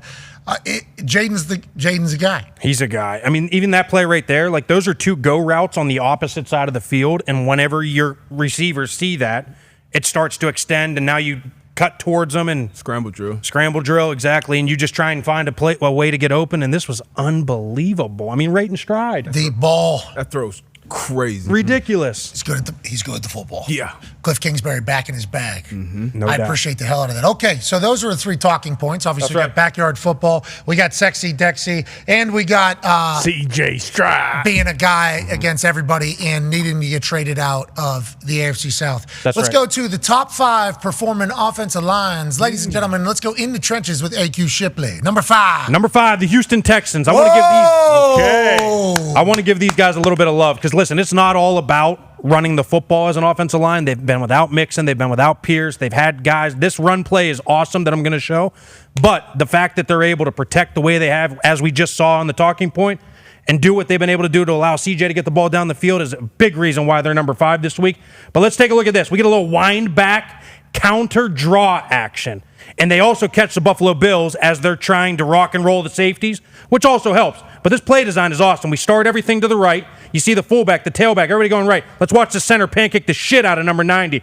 Put him on the ground. Tunsil comes down, big Tunsil. Puts everybody, walls it off. Fullback cuts behind it all. Boom, as we go to the end zone. Sick play. That's really sick play. Great execution, great design. That's exactly right. Slowick, he's going to be a head coach. Great timing for that, IQ. When they're like you see DeMar come down in the box to the left here. That's and then right. They run, they wind it back away from him. They also fire 39 and Shaq Mason, right guard, being a veteran. He just kind of invites him in the B gap, hangs on, and then boom, just walls it off right at the perfect time. It's awesome. Awesome stuff. Filling in for Joe Mixon, too. That's right. Late rock and roll. Who's the number 4 performing offensive line from week 5? Let's go to the desert with the Arizona Cardinals. Oh! We obviously saw this play. This play is obviously making its rounds on the highlight reel. But let's take a look. You got Will Hernandez. Shout out to Will Hernandez. He's probably been playing the best as their offensive line. Gets a gruesome knee injury. He's out for the year, but I want to just give a little shout to him. He's been phenomenal as this Cardinals offensive line has been really good. Let's also take a look at number 87. Tip Ryman. Good Tip name. Ryman. What a name. Tip. T-I-P. Big Tip. Yeah. Illinois. TIP. He's a rookie out of Illinois. Let's watch. So Bosa is going to be the crash guy. Like, he has to handle the handoff. So as he crashes to take this handoff, Tip throws him and then climbs on another Hall of Famer. Warner gets the seal block as we get the kick out by 84. Wow. And Kyler's putting the deuces up 5 yards into this run, knowing, see you, boys, I'm out. Tip. Yeah. Boom. Look at that. And they just wall everything off. They just wall everything off. And right there, he knows he's gone. He's about to go yell at the crowd. They got his top laid back there. 85 with the big block as well in space. That's right. McBride. Yeah, you got both tight ends handle Mike and Sam to the strong side. You get the kick out on the corner, and then Hufanga filled on the fake handoff, and it's you gotta to the races. Free safety, you got to get him down. I don't know where he was running, but that part of that is Kyler Murray being 5'8", and you can't see him until he pop out sometimes. But having 9 guys in the box against 13 personnel, guy goes untouched for 50. That's tough. He's bigger than 5'8". Well, it's also not the height you said earlier. 5'10". I mean, if you watch Hufanga, his eyes, like, he doesn't even know Kyler kept this for a good 3 yards after the fake handoff. He comes down, he's looking at Connor this entire time. Watch this. And boom, fake the handoff. Hufanga thinks he's got the ball. He's filling. He still thinks he has the ball. He's still filling. Can't see him. He's still filling. Still filling.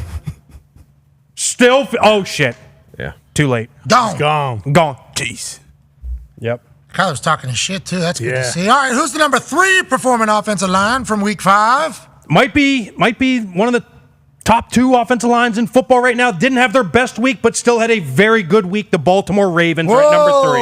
Yeah. They have been a steady piece on this group, on this unit all year long. And let's take a look at this. This is really awesome. So we get Stanley with a nice combo up to 57. The key to having a fullback in this offense is it allows angles at the next level. You're never out leveraged. Now he's able to combo up to 57 and also takes 57 into Bell, the safety. But here's the key. We get the crackback block on Trey Hendrickson on the outside here, right? So Tylan Wallace gets beat over the top. Oh, shit, don't panic. Leave him for Ricard. Hey, you take mine. Now I got to hustle my ass off and get the kick out on 29. Boom! And then you get Derrick Henry, 51 yards, game, set, match, in overtime. Okay, so that's like the most important play of the game for them there. Obviously, the bobbled hold was before this, and they're audibling on the fly pretty much. That means everybody's in sync, seeing the play the exact same way. I love when you see this because a lot of times when you get beat, you panic and you just kind of stand there. It's like, no, this play's still going. Let's hustle. Let's get on something. Hustle, as we'll see again later, brings the big block and springs it to the end. Okay, so he's supposed to take somebody. He gets beat by that person. My guy Ricard's got my back. Let me go pick up Ricard's guy. That's right. Big time run. Let's go win the game. That's right. Jeez, Ravens are a real deal. Yeah, they're Real rolling. deal. They're doing everything. The Ravens are cooking right now. Quote the Raven. Nevermore. Who's the Edgar Allan Poe? man? He's Sick motherfucker, man. He is sick. Twisted. It's crazy, dude. It's one of the sickest fucks I've ever seen. Edgar Allan Poe. Yeah. He's dark. It's dark shit, man. Devontae posted on his Instagram. Yeah, that's why I think that Devontae is going to turn on his sickness and go over to Baltimore. He's going to be a sick fuck for them. You think so? Yeah, he's going to be What if he was a sick fuck like Edgar Allan Poe and said, you know what, they just fired their head coach. I want to go to that situation. See, once again, that'd be the sickest fucking move ever. So it's like maybe he does go to the Jets. And maybe he sees Hainer, what he was doing in his photos before the season, and his little submarine sidearm that he did on Monday Night Football. Holy fuck, I want to be a sick fuck with Hainer. Yeah, that was sick. Hainer looks like a sick fuck. I could go be a sick, dark, twisted fuck with Hainer. You think that's what he meant when he posted Edgar Allan Poe, right? I think he just meant like, I'm going to turn into a sick motherfucker for the rest of the year. I'm going to be the darkest, fucking sickest fuck ever. There's a much darker situation. He could go to the Steelers offense. No chance. No. He don't want to do that. No, that's Edgar Allan Poe that's what I mean. If you want to be the sickest motherfucker around and want to torture yourself, go into that That's a offense. different sickness. He's not down with that sickness. Nah, yeah. Come on, No. come on. He's not down with that sickness. You know Edgar Allan Poe stuff? Of course. But the sickest move would be going up to New England. That would be sick. New quarterback, rookie quarterback, back-to-back starting offensive line. And then I fear for the people in New England because he'd be such a sick fuck if he went there. It'd be too much. He'd be the sickest motherfucker of all time. He might not be. Everybody in New England might turn into a sick fuck. If Devontae goes there, I worry about Drake May's uncle turning into a fucking sick motherfucker on Sunday. And going forward, he'd be the sickest fuck. Be disgusting. Dude, up there it'd be wicked. He'd be the sickest wicked fuck. It would be too much. Who's number 2 performing offensive line for Week 5? Well, Are they some? I bet there's. We would have been saying the same thing about this team. We would have been saying that a couple weeks ago, but not this week. No. The New York Giants. Couple compliments, sexy Dexy. That's right. They looked good, and when Daniel Jones was back there and had good protection, he looked like a quarterback again. This was good to see. $40 million. But let's take a look at this. This is a beautiful single back power. This is awesome. The whole offensive line did their job. You get Runyon pulling, as we look at it, to our left, to his right. This is a single back power. He's got to come around and block number 17. Linebacker's going to come down, fill it. You get a nice kick out block. Unbelievable deuce block by Illuminor, I think is how you pronounce it. Illuminor. There it is. And then, boom, you get an unbelievable big gaping hole. And Tracy Jr. just became a guy before our eyes, everyone. Ooh. Instantly. He probably started the year number 3. He just became number 2. And there's people saying he should get some carries when Singletary comes back. Really? Replace the motor. Wow. Bruce, is that what you guys are saying over there? Yeah, a little bit. He's electric out of Purdue. He should probably split carries with Singletary moving forward, but awesome to see.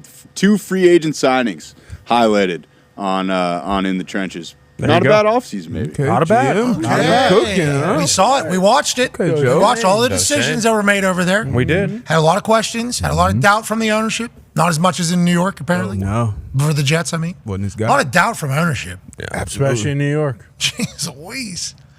Are we sure we want to do that? A lot of that on that Giants. That's right. To be able to sleep. This is Good to see they got good running backs still. Amen. Good to see that. Okay, let's go to the number 1 performing offensive line from Week 5 of the NFL season. In the Trenches award goes to Washington Commanders. Unbelievable. First of all, I love this play that we're going to show. I played for Cliff in 2019, do the math, 5 years ago. This was his bread and butter run play. We called it 28 man, and you get man scheme, center guard. Guard kicks out right there. Center gets up on the second level. The reason we do this, 9 technique, we can keep him wide, tight end fakes him, bluffs him, goes right to the mic. You get that right now. And then you get the little pitch handoff, out in space, kick out, center around, go get him, boom, make 1 cut, and now we go 60 yards. Wow. Let's watch this, okay? So we finished this play. Unbelievable. Puts a little move in space. Don't give it away yet. Don't give it away yet. I'm not. Don't give it away yet. We see the end, right? Okay. Now let's go to the wide view. Let's go to the wide view. With the motion. This will make you think that Dan Quinn, Cliff Kingsbury, and the culture in Washington, 100% good. Mm-hmm. This play right here, what we're about to see. AQ showed it to me earlier, and I said, damn, that's got to feel good to watch on film and know that that's how the boys are kind of operating as Commanders. That's this right. year. So we got Zacharias going in motion. The key to this is he's going opposite where the run play is. Cliff loves that. Let's send motion, get eye candy going one way, run the play the other way. That guy's a decoy. He means nothing to this play. Fake it, cool. Okay, you might affect the backside. Doesn't matter. He's 5 yards behind the play, right? We get the handoff. Now we're going out the gate. He could just shut this play down. Nope. This is why you run to the ball. Hustle your ass off. 70 yards. At the end of this play, you'll notice there's a fumble. Who recovered that ball? Zacharias. Damn. Wow. Holy shit. I mean, it's not just him either. Scary Terry. They're all at his ass. Whole team. It's the whole team. Yeah, they're all Jason hauling Kelsey. And that motion, it impacted the free safety because you see it, his corner turned into the free safety late. So he was kind of scrambling to get even a good angle on Austin Eckler. So this could have been a 15, 20-yard gain, if that's a normal free safety back there. But that one motion eye candy changed the game. Damn. And if I know Cliff the way I think I do, they definitely ran a jet sweep earlier in that game to set that thing up, right? Everything he's doing is setting something up early to come back something later. Holy hell. He goes from the 14 It's crazy. to the opposite 22. Moving. Middle of a play. This is just second quarter, 1st and 10. Don't worry about it. Chasing the ball down like that, every play matters for the Washington Commanders this year. Congratulations to them on being the number 1 offensive line that performed out of Week 5. And shout out to AQ for taking us in the trenches. Thank you, AQ. Oh, yeah. Got it. One more note. Rookie left tackle against Myles Garrett. 0 sacks, 0 pressure. Oh. Who's that? That's for the Commanders? Yeah. Adam Coleman. Wow. Okay. PFF still Or graded, Brandon Coleman. Sorry, Brandon Coleman. PFF still graded Miles 98. Of course they do. Good technique. He was real good. How does that work? Game ball. Oh, AJ, you're still there. We know about that. Game ball? Keep it moving. All right, AQ. Before we get out of here, we got to do a giveaway. Well, at least maybe do a giveaway. Try. AQ, what are you going to do? You're going to shoot a basketball and relive those glory days of high school where you're a Western Pennsylvania Interscholastic Athletic League Hall of Famer for your high school basketball ability? Or you're going to throw a football? Okay. You say I'm a football guy. All right. You know what he said, Clement? Yeah, he's like, I can go in the trenches on this stage. AQ, any questions about Pizza Hut being the best pizza on earth? No, I love Pizza Hut. I love it. I think they are the best pizza place on earth. No. I mean, that's what it is. How about dude wipes? Have you tried the Dumpkin Spice Wipes? No, but every time you read it, I lose it over here. Well, our friends at Dude Wipes have a new scent this fall. It's called Dumpkin Spice, an excellent addition to the fall season and available only for a limited time. Dumpkin Spice Dude Wipes smell glorious and are only available at Target. If you're going to take a dump, Dumpkin Spice that thing with our friends at Dude Wipes. Smells great. You want a cinnamon shit? Yeah, you do. Who doesn't? Get a Dumpkin Spice. That's it. You want a little pumpkin flavor? Ooh. Dumpkin Spice. Hell yeah. And if you don't want to get the dumpkin out of you and just have a regular ass shit, not a coffee shit, Dude Wipes OG or Ridge, Sure. will do the trick. Always get the job done. Nailed it. It's a bath for your cheeks, your ass cheeks, every time. Don't forget the camo ones in case you're hunting. Oh my God, you want to go out there and kill something, make sure you got dude. Boom. Boom. Can't even see him. Bears won't get your dude wipes. Right there. Exactly. Are you holding something? Idiot. I like that it is orange though, so other hunters can see you as you're walking around with your dude wipes. In case they need some. Bingo. True. Let's make sure we're looking out for other hunters' ass cheeks out here. Okay, nobody needs to be walking around chafing their cheeks because they're shitting out in the woods. Let Dude Wipes give you a bath for your ass. Oh, yeah. Shout out to Dude Wipes. Love you, dude wipes. Now, if AQ Shipley can make that football into that hoop right over there, we'll give one person, a Dumpkin Spice Dude Wipes package, and then we'll give 30 people $500. Come on, Q. Come on, AQ. For the people. For the ass cheeks. That was cheeks. Wow. Dude. That was cheeks. Yes. That throw. Lock in a little. That was bad. Keep your elbow in. Kevin O'Connell. Yeah, your lead elbow. Keep your lead elbow in. Kevin O'Connell. No, your Like lead lead. elbow. Lead elbow. There Yeah, you you go. got to point it at that. Well, don't point it. no. Keep it tight. Keep it Keep it tight to your body. Yeah. But if it was to, it should point. It should point. No. Not No, like that, no, keep it tight. It should just like Keep it point tight from here. brother. You know why Sam Darnold's throwing the ball all over the yard? It's keeping it fucking Elbows tight. tight. Because KOC said keep it tight. Tight as shit. Keep it so tight that people would say, wow, that guy's as sick as Edgar Allan Poe when it comes to keeping his elbow tight. Yeah. Edgar Allan Poe is a sick fuck. So sick, man. I literally have the Raven tattooed on my back from Yeah, that's because you're a sick. I know you would. What's that? Hold on. So Edgar Allan Poe is because the reason why you have the raven tattooed on your back? Well, I didn't want to get like a logo. You know, I got the whole story of my career on my back. Yeah. So I picked the Raven from quote the Raven, Nevermore. But isn't that a logo? No, it's from a book. It's not the Baltimore Ravens logo. It's in a book. So it's an actual raven. Actual Raven. It says Nevermore underneath it. And what's the Baltimore Ravens raven look like? Wow, it's an actual like logo of a beak face. Oh, it's a cartoony. Yeah, you know what I mean? Yeah. You got an actual fucking raven on Yeah. Did you get a horse for the Colts? Yeah, what'd you get? Horseshoe. Yeah. DeFlo? I got It's like the logo. horseshoes. I don't think the flow is in there. Horseshoes are in the Eagles' mouth because I went from Philly to Indy. See what I did there? Oh. But wouldn't it be in the Eagles' beak? No, in Talons? his talons, because it's taking you to the Indy. No, it's carrying with the mouth like Carrying it with does the with a mouth. fish, like when it catches a fish. But it eats carry that. with it. What'd you do for It eats Steelers? that. So if we went Colts to Steel worker, Eagles, pounding steel because I went Pittsburgh to Indy, pounding horseshoes. like See what I did? Oh, See? shit. that makes sense. Yes. That's pretty good. What about the Arizona Cardinals? Camelback Mountain. Nice. Oh, nice. Little What do you have for Penn State? What about Penn State? What I don't represents have- that? Nothing Some college. ideas. We got some ideas. It we says need to Joe give out. New I on got a his couple back. ideas. Yeah, we can. Nothing for Penn We don't State, have to go. there. Brainstorm. Yeah, you can put on there. We can add are it. Penn State. Maybe you put oh.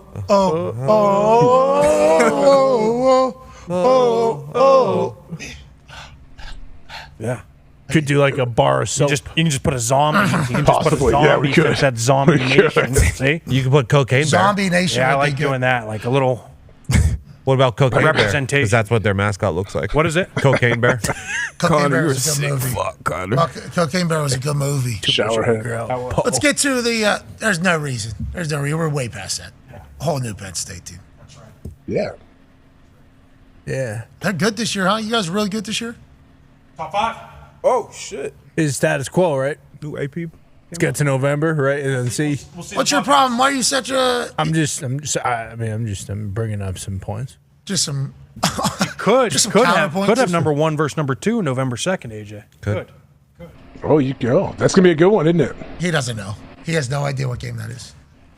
No, I play the Bucks, but I don't care about rankings. Like at that point, you know. Oh, okay. You do know that it is Penn State. I mean, they're look past these Ohio Oregon State's three. Ducks, AJ. Stats are for losers. Tough bar Big on week. Saturday, brother. Hey, what's the stats about teams traveling west? 1-7 or something? Ooh. Really? 2 time zones.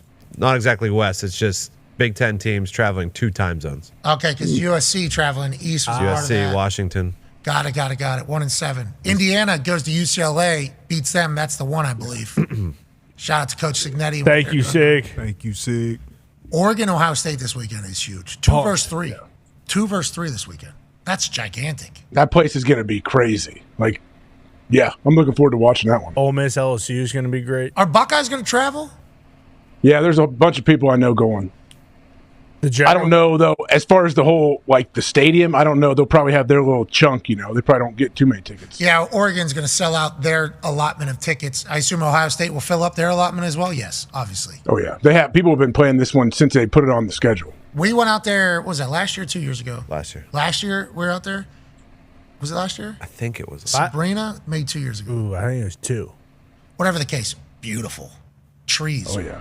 They talk about You the went trees. from Washington. Oh. Yeah, Washington was last year. But that was in Washington. You're right. Yeah, or it was beautiful out there, like beautiful scenery, like the views and everything was really nice. Can't wait to get back out there. Only 5 hours, I think 5.5. That's nice. WVU coal miners uniforms this weekend. Big one. Boys are hot. Let's go. Iowa State coming to town. Good luck. Okay. Neil's going to win this one. First ever 3-game win streak on the line. Neil's going to win this one. Let's go, Neil. Oh, that's good. Ole Miss LSU, though, to your point, though, Connor, real one. Yeah, pumped. We got some real. And then next week there's big. Then next week there's big. Then next week it's like, here we go. College football is really taking shape. The new conference alignments are obviously being displayed even more so. Oregon, Ohio State, that's a Big Ten game. That's why it's on NBC there. SC, Penn State, okay, let's go. We got some good shit popping off. Excited about it. And Texas, Oklahoma, the Red River rivalry. This is the first year it's an SEC game. So, it's all going for college football. Even bigger. Quinn bet? Quinn Ewers. Yeah. I don't know what the reports are. I know what the information I've been told was. I don't know if it's public or not. I think it's out there that he's playing. All the highlights for the game promo are Quinn Ewers now. Okay. Quinn's back. He's back. Big one. From what we've been told. Oh, yeah, because they reported that last week. Yeah. Yeah. Okay, sweet. Quinn's back. I never know what I'm allowed. Yeah. That's why I don't ask anybody questions in the NFL world, because I don't want to know. I'll find out when everybody else finds out. Mm-hmm. You know, because then we're all playing on the same. Because then whenever people are like, hey, can I tell you something? No, I don't want to know. Unless you want it to get out, don't tell me. I'm in a microphone 3 hours every single day, and then 3 on Saturday as well. And then I think I'm picking up an hour on Sunday as well. So there's a lot that can happen. So I would rather know what everybody else does. But then you have one conversation with Pete Thamel.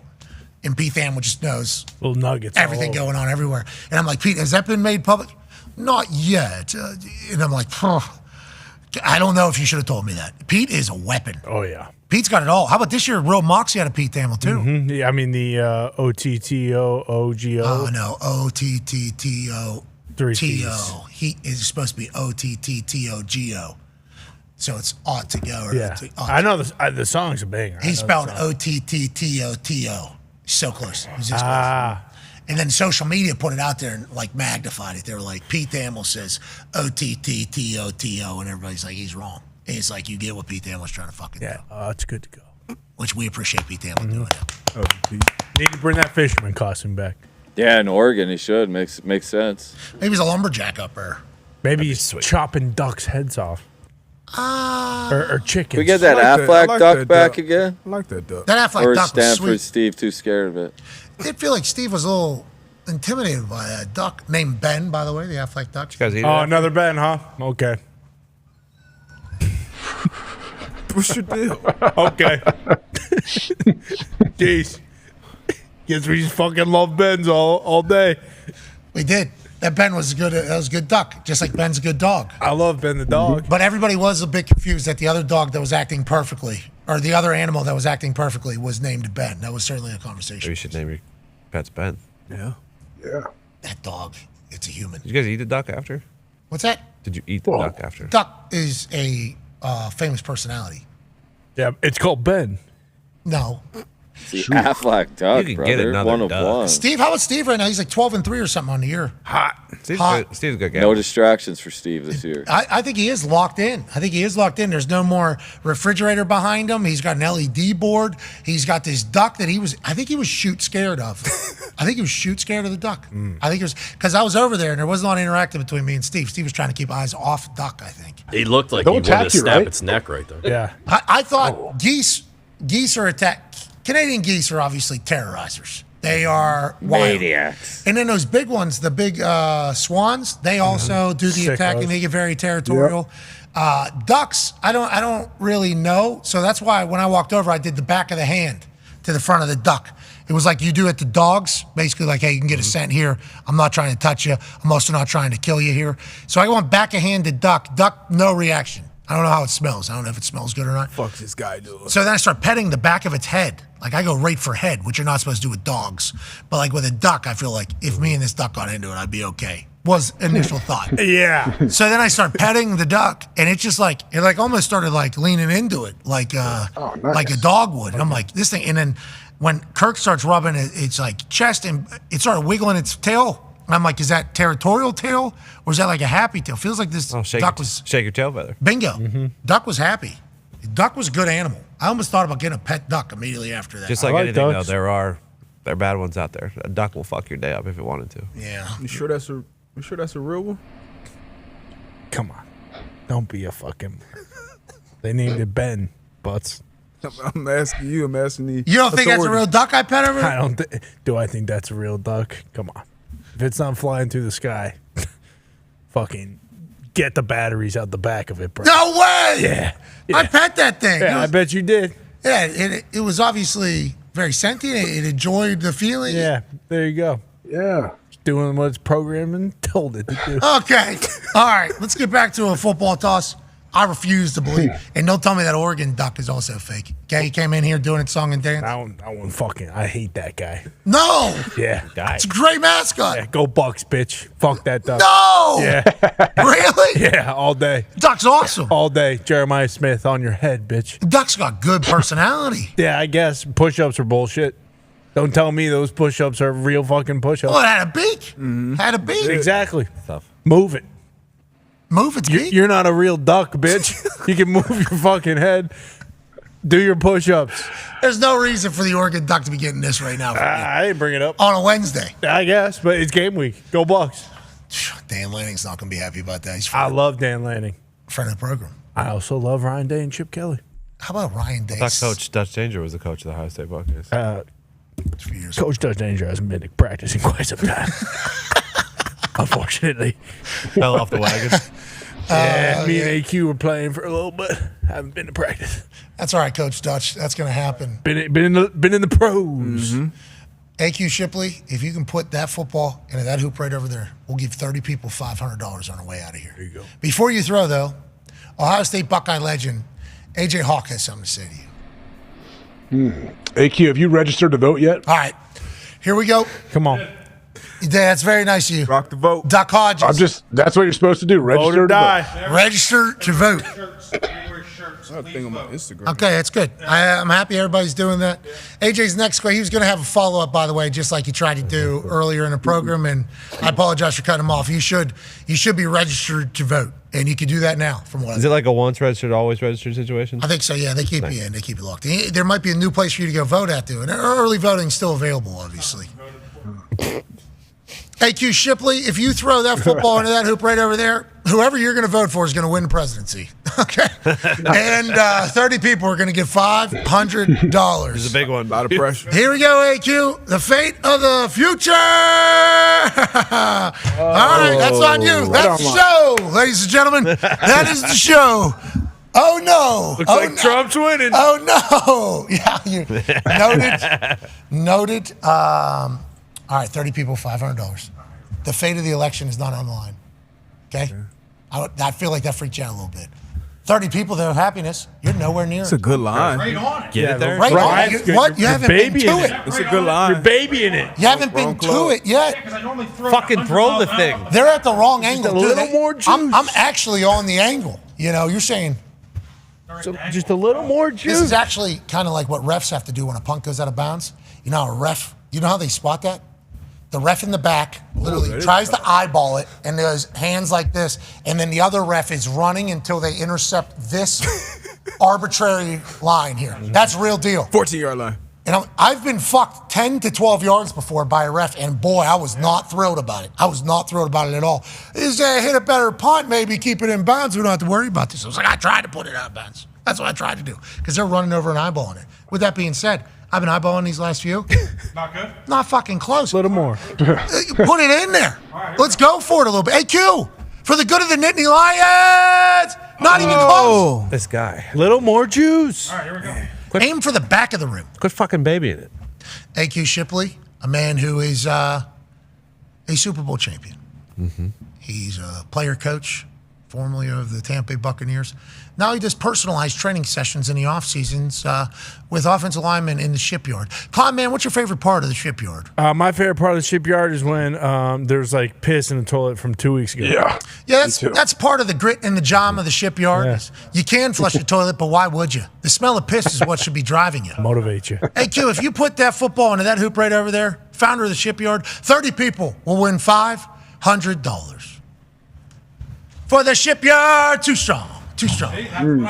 Now me in the middle. Okay. I once walked into the shipyard and AQ was doing the mechanic. It was quite the sight. Okay. The mechanic. What? What exactly? Oh, I have seen the mechanic. We don't need a full.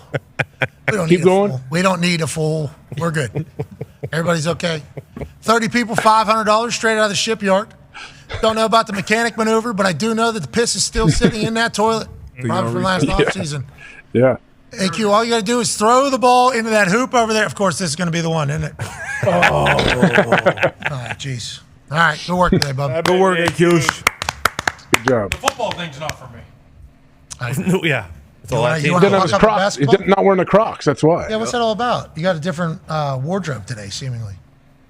Are you working little side deals with Roback and Sunday Red? No, my dad. Seems like he's. Are you? Yeah, he's trying to get into Yeah, some he is. golf courses. My dad. I'll wear a My shirt. dad said something to me this week. He's like, "Are you ever gonna wear pants again?"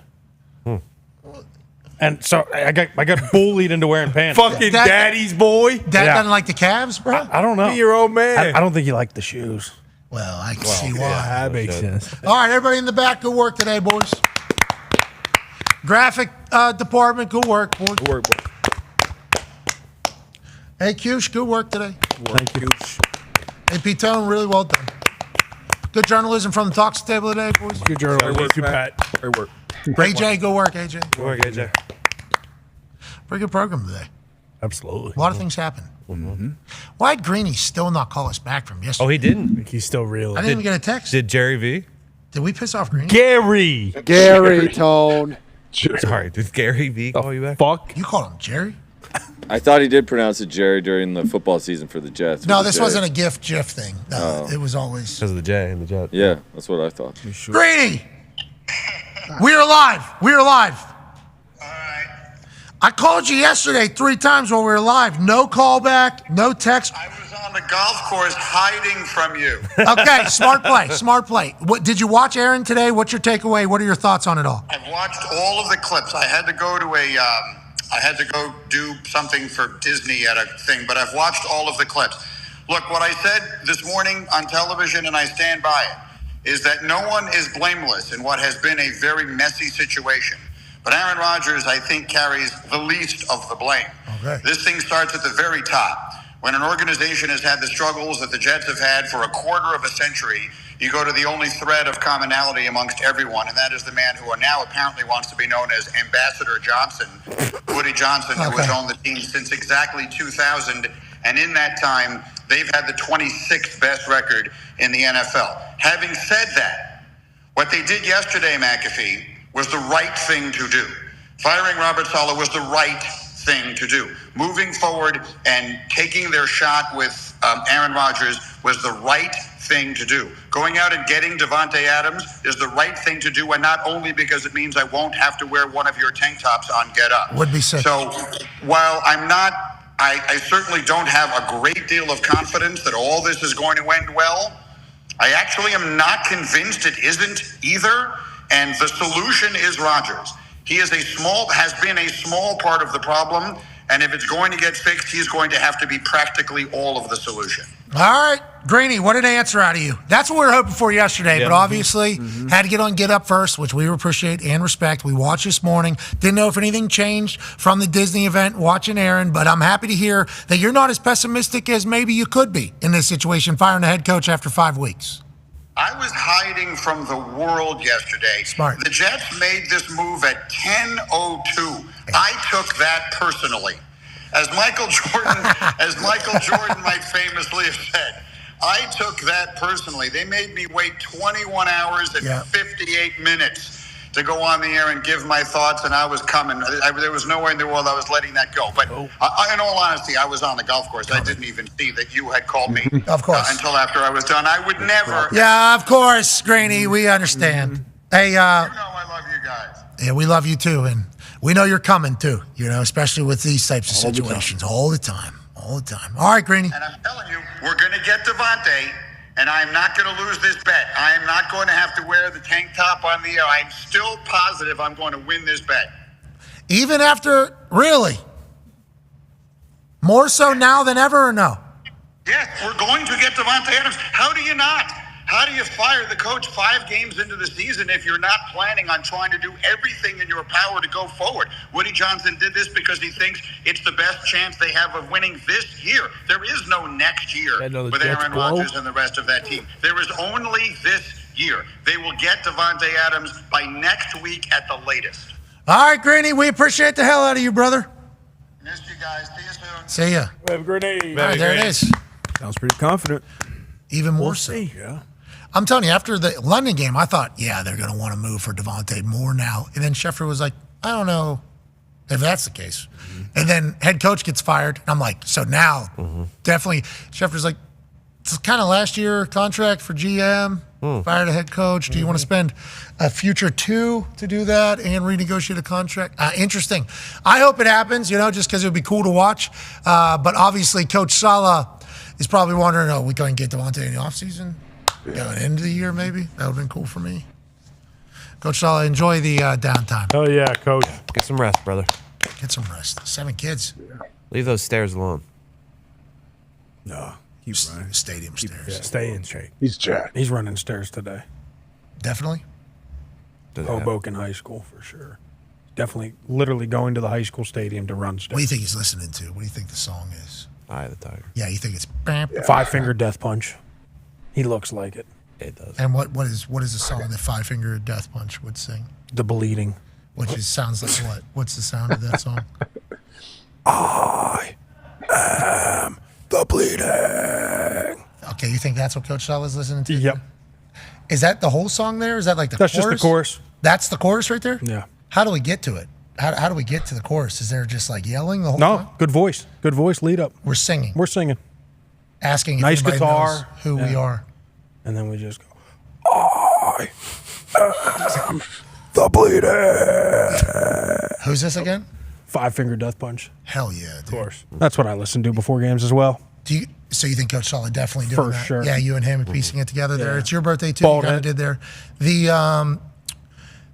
Do you go to these concerts? Have you ever been to five? Some of the best people watching of all time. Are you fighting in there? believe That no, I sounds stay like- out of the mosh pits. So those mosh pits, people really fighting in there? I mean, they're running into each other. Oh, yeah. Oh, yeah. You're going to do it. Do it. I'm listening to it right now. What do you think? Yeah, it sounds good. Sounds really good. It's good, right?